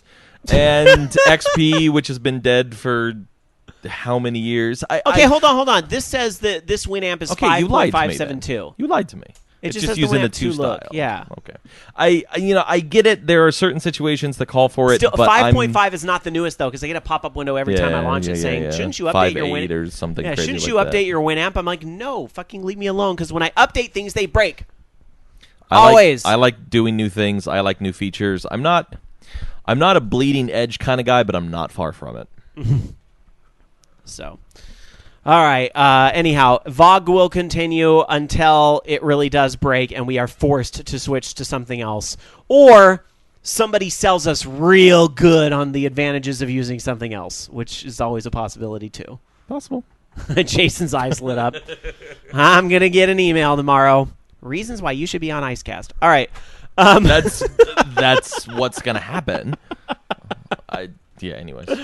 All right. That was it. Let me now switch our status on our unupdated Skype, which I'm still using 6.6, even though I think there's a 7.0 now. I refuse to update Skype. I was on a call. It's you can call us now, 1-877-GAME-OLR, or username on Skype, Orange Lounge Radio. I refuse to update Skype. Are we going to get any calls from an Xbox One? I hope so. Let's see. If you've got an Xbox One, fire it up and give us a call. But we're going to go to the phone lines are already lighting up, so let's go to it. Hi, you're on Orange Lounge Radio. Who's this? This is Ravens Dolphin. Hey, can you hear me? Oh, yes, we can. Hi, and your video just popped up. What's up? Oh, good. I got it. You got your gold 3DS. You just held it up there. Yeah, and I also got the game with it. Nice. I must be stupid. Wait a minute. You got the game and the console, even though the game's already on the console? Yeah, well, what happened was I was listening to your last week's show, and then I went I bought the game at midnight with the rest of the Xbone people. Yeah. And then I said, you know what, I'm going to go buy it. How was that being the Nintendo guy in the line? Oh, there was 4 of us. All right. There was 4 of us there. We're all shouting at Zelda. It was actually a little powwow. It was absolutely cool. I loved it. I even got the Xbone shirt to prove. There you go. Sorry for showing off. That's all but right. Yeah, it was Ravens funny. Dolphin is taking off his clothes on cam right now. Oh. This is okay. Banned from Twitch TV. I will put this on the list of reasons why Orange Lounge Radio should have a video. All right, I will add that Ravens Dolphin gets naked. All right. I'm kidding. Wish for what you don't need to know. Raven, I can't help but notice behind you. I love that little Pikachu Pokemon banner thing you've got. Yeah, this is my little room that I broadcast on. I know you have a little room, but this is the setup. It's some people call it a dining room, but we call it the broadcast room. Yes. Yeah, it's just a little room that I have posters of Grand Theft Auto and all that stuff. So all the consoles are in here, so I can just chill out, just shut the door and go away. Nice. Every man needs a man cave. Yeah, this one's pretty small, but it's awesome. It's not the size; it's how you use it. Yeah, I was calling because I'm sure you played Zelda, and does it make the case for 3D for you as well? Does it make I was already kind of I don't hate 3D. It was always kind of a neat effect to me, but I don't think games should really rely on it either, because there's so many people that can't see it, too. Right. But does it have impressive graphics? Does it really show what 3DS can do with the 3D? Absolutely. I was really impressed with just in the dungeons where you have the multiple levels, how you can really see that top and bottom, and just when you jump off cliffs, or my absolute favorite, when you grab a chicken and then jump off a cliff and slowly fly down. That stuff looks rad on the 3DS. Yeah, I really enjoyed a lot of this game. I like that it's top down, and it really does look like you're looking down on the action, and it really looks very nice. Yeah. No, it's great. I love it. And I think it makes a good case for not getting a 2DS. It really does. I mean, if anyone's playing on a 2DS, I feel you're missing out on something. Just the depth of just seeing that go deeper is just, it's something that, even with how are you liking the bigger screens now that you have a big DS? Oh, now it's I'm doing one of those things where it's how did I go so long with my regular 3DS? How did I manage that? Because now that I'm on the 3DS XL, I'm oh my god, this is so beautiful. I love it. Yeah, so, but that's a lot of different upgrade things. It's like the iPhones, right? When I'm on the 4 for so long, and then when I finally get the 5, it's god damn, how did I use that shitty phone for so long? But it's just that's the way tech works. Tech is like that.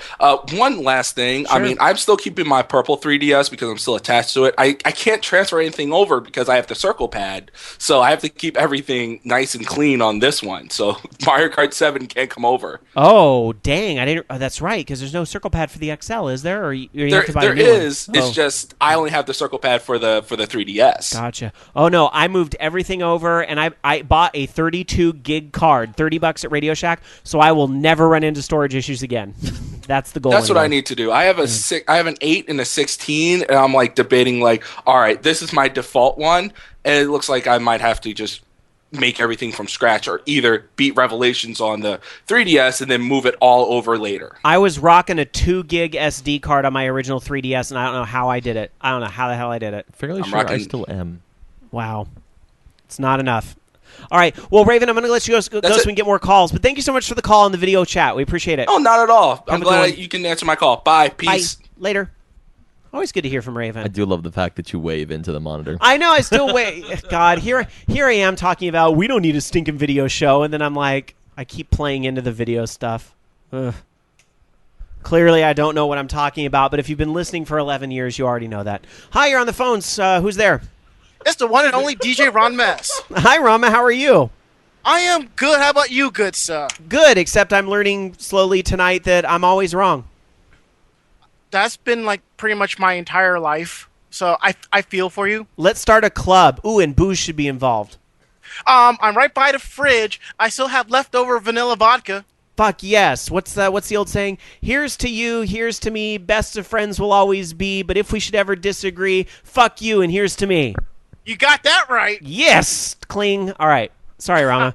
You didn't call in to sing drinking songs with me, even though it's probably a nice little sidebar. But what is really on your mind tonight?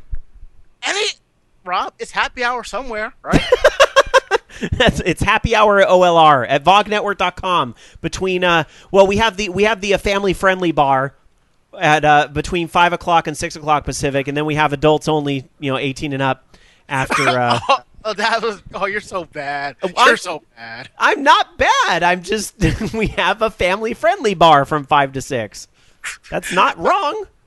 No, the funny thing is when we open up the bar in the chat room, someone gets kind of upset because it's family friendly. So I get in trouble when I'm not family friendly between 5 and 6. So I gotta be careful. All right, what's really on your mind, Rama? The Legend of Zelda: A Link Between Worlds. You've been playing it?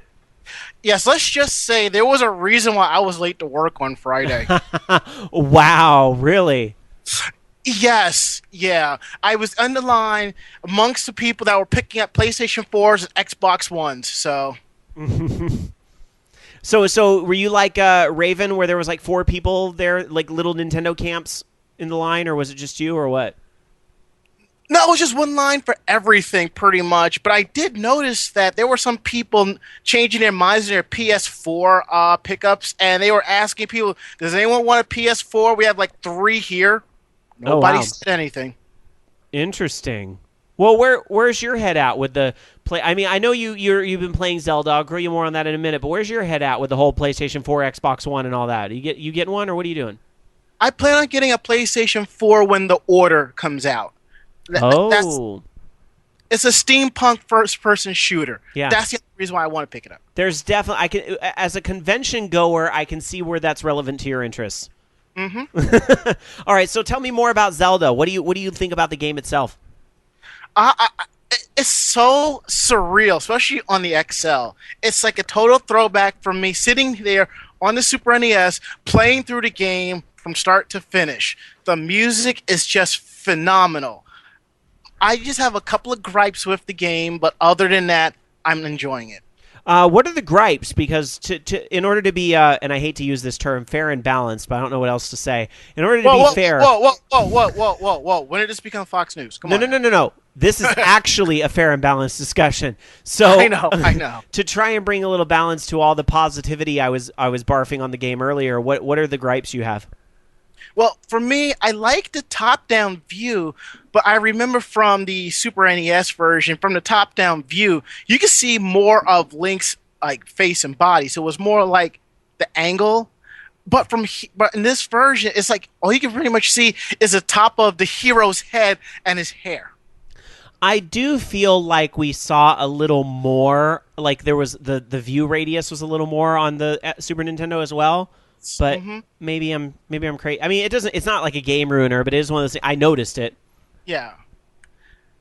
And the second issue I have is that now I've never really followed the lore of Zelda, but I do know that I think it was with the first N64 game is when the lore of Zelda, the storyline split, where you have adventures where it's just Link in the games, and then there's the storyline where it's the hero.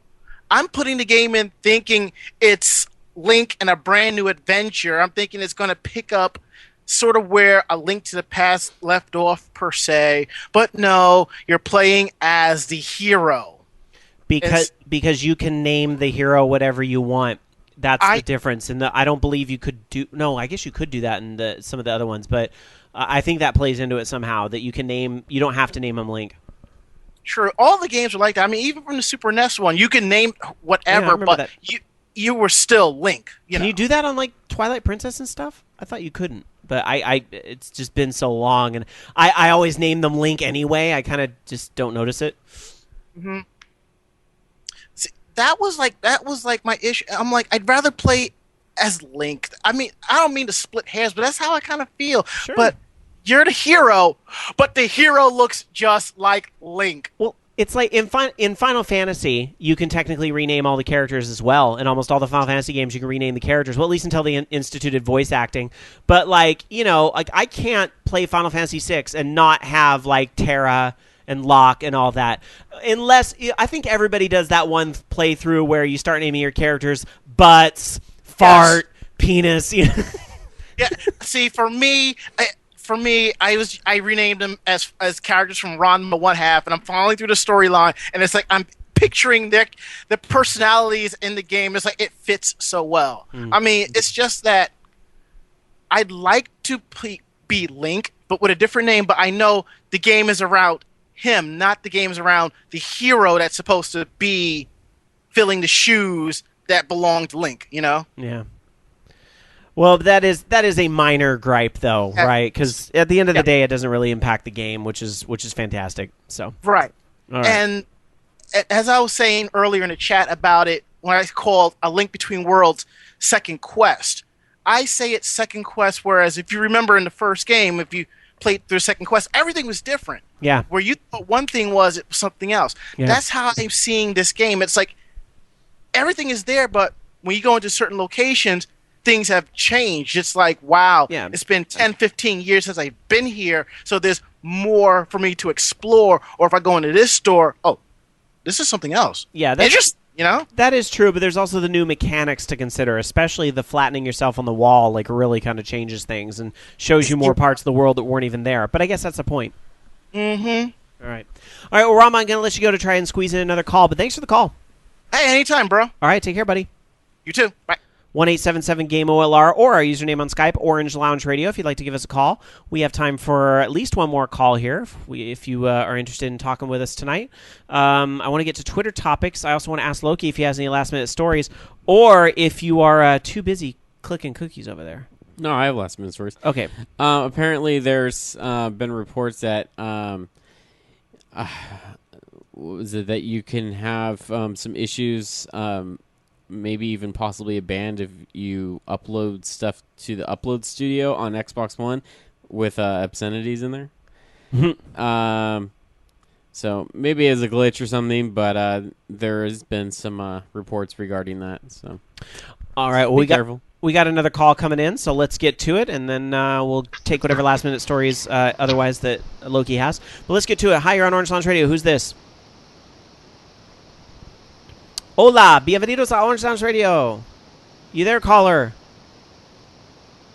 Hello. I don't know. Yeah, Skype seems to think the caller isn't there, so I'm going to have to let that call go. Sorry about it, but go ahead and try again. Remember, Echo 123 is your friend to test before you call. I haven't heard that name in years. What? Echo 123. Yeah, Echo 123. I would love to see an Xbox One call, so please, if you have your Xbox One, I want to see what the quality looks like. See you sitting on your couch there, giving a call. maybe I can give the voice command and it'll work. Xbox, Skype, Orange Lounge Radio.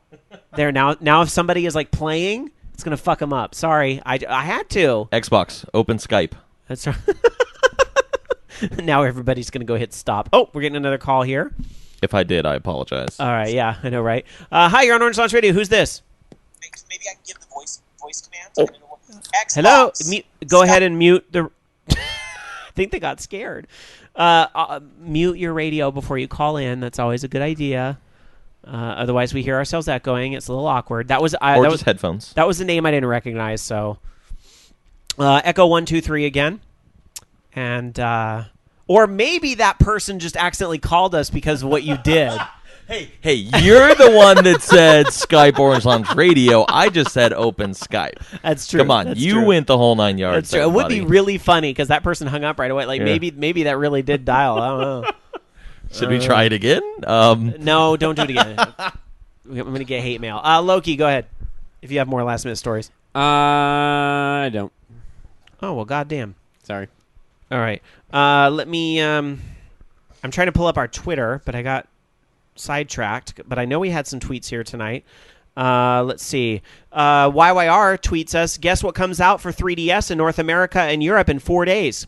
Space Harrier and Super Hang-On in glorious 3D. Insta-buy. I forgot about those. I'm excited about that as well. Too bad Dark Soccer's not here tonight to give you a little squee. But, squee. Here you go. Let's see.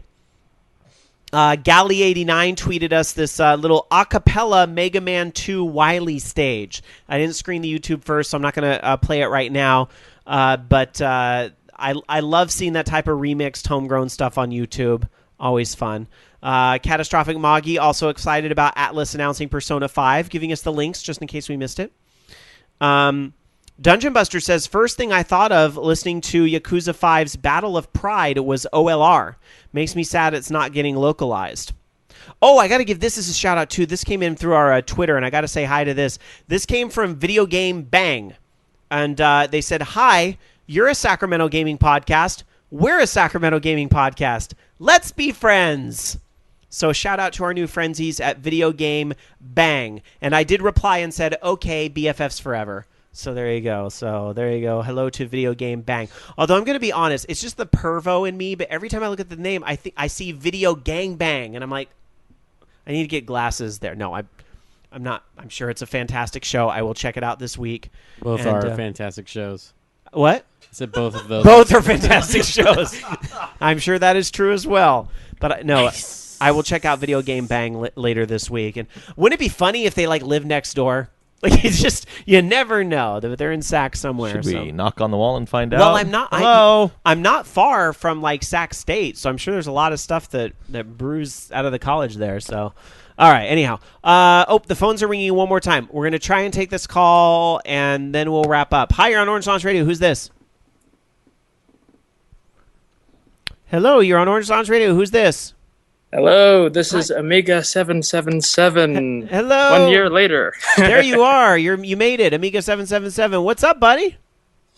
Hey, that was me that I guess tried to call earlier and ended up with the sound from the radio coming in and it didn't. Well, 50 points from Gryffindor, but what's on your mind?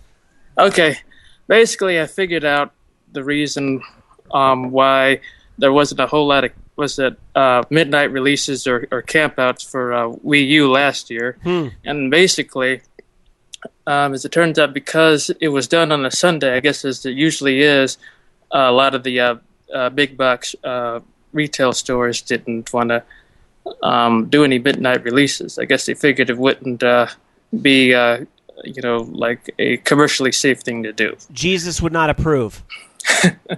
Yeah, definitely, I'm assuming that's what it is. Well, you know what? Especially in some parts of the company, you don't mess around with Sundays, and especially asking people to stay up all night till midnight when there's church the next day. That is asking too much, especially in some places. So it's not a far-fetched theory, to be honest. But could it also be true that maybe the demand just wasn't there? But I seem to think the Wii U sold pretty well initially. It was what happened after the initial release that was problematic. yeah, a lot of the the consoles, they'll have their glitches and whatnot, and but in the end, they'll overcome them, and I'm sure Wii U will definitely catch up with everyone else in the future. Black Wolf in our chat room wants to point out I got my Wii U at a midnight release, so there were stores that did a midnight release for the Wii U. So maybe it just depends on where you were at. But Amiga 777, where are you at with these next gen consoles? Have you picked any of them up? Are you Team Sony, Team Nintendo, Team Microsoft, or all teams, or where's your head at with this? I'm not personally not on any team yet. I guess you could say, funnily enough, I'm probably just still Team Sega. Dreamcast, that is. Fair enough. I think there's a lot of people that can't let go. I think you do know they remake all those games for the newer consoles. No, I understand. I understand. Yes, definitely. I do know that. I mean, I do have a 360 now. I play it every once in a while, but is that what? So that's what it's going to take. Like first console to get Shenmue 3 announced for it, instant win. Definitely. Fair enough. All right, Amiga buddy, I'm going to let you go so we can wrap up the show. But thanks for the call. All right, take care. All right, take care. Bye bye. So there you go. First company that or first console to get Shenmue 3 as an exclusive. You win.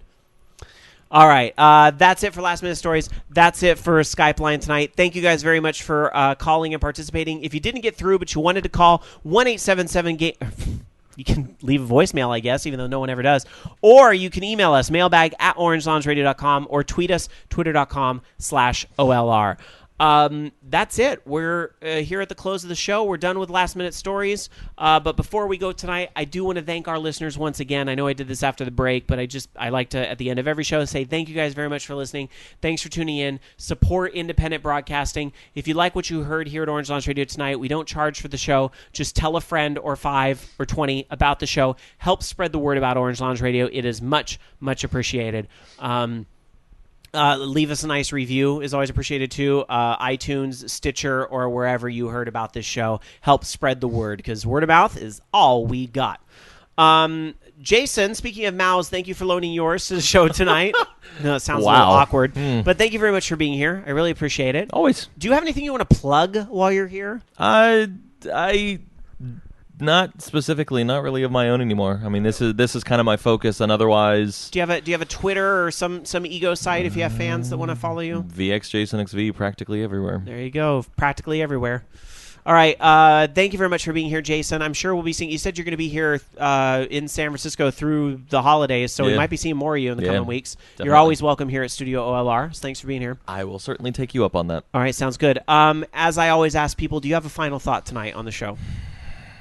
No, get this podcast up so I can re-listen to it for the 2-hour drive back to San Francisco. I will work on it, but tonight I'm going to have the YouTube challenge too, so we'll see. I've been here. I also have like a backlog of like 30 hours of music podcasts that I have to get through too. Support whatever independent podcast you can think of. I'm sure this isn't the only one you listen to. Yes, so absolutely. Right. Of course, I'm quick to recommend those at vognetwork.com. You can always listen to Video Game Bang. That's right. Our Video Game Bang is new. There's a new one for you to try. Tell me how it is. I haven't listened to it yet, but I will. All right. Loki, thank you as always for being here, even though you don't have a choice. But any final thoughts for us tonight? Tornadoes suck. Is that a cookie clicker thing? No. Oh. It's a real thing. Oh, I hope everybody's okay. No, everything's fine. Okay. It's just, I mentioned on Twitter, stuff. My company that I work for, their warehouse got hit by a tornado. Yeah, I saw that earlier in the week. That's so awful. Was that the Ohio stuff? Yeah, there was some really, there was a lot of really unfortunate stuff in the Midwest this week. And 3 damaged PS4s out of the whole thing. Got crushed by the roof. Well, damaged by the roof. Sure, because the roof fell on the whole pallet of them, and I'm trying to get them to send them to me. I'll fix them. Between 3 systems, I'm sure there's enough parts, if not, to get at least one of those working. Fix it, Loki. Besides, I mean, the insurance is covering the cost of those anyways. It's not like they're losing money. They're just gonna throw them away anyways. All right. And last but not least, my final thought tonight. And my final thought would be, you know what? I know there's been a lot of positivity and negativity on tonight's show, and there is a lot out there in the gaming industry. But, there's a lot of good stuff going on right now. So whether your team Wii, Team Sony, Team Xbox, or what have you. Just go have fun. There's like a million games to play right now. It's the best time of year to be a gamer. Have fun. Team PC. Team Wii. Oh, shut up. Whatever team you're on, have fun, and don't be a dick. We'll see you next week. Have a safe holiday, those of you in the U.S., and we'll talk to you again in 7 days. Have a wonderful night. Bye. You've been listening to Orange Lounge Radio. Orange Lounge Radio is a production of OLR Studios. To join us for a live show, tune into VogNetwork.com Sunday nights at 6 p.m. Pacific, 9 p.m. Eastern. The views and opinions expressed in this program do not necessarily reflect those of the staff of Orange Lounge Radio or VOG Network, but you know they were all still true. See you next week.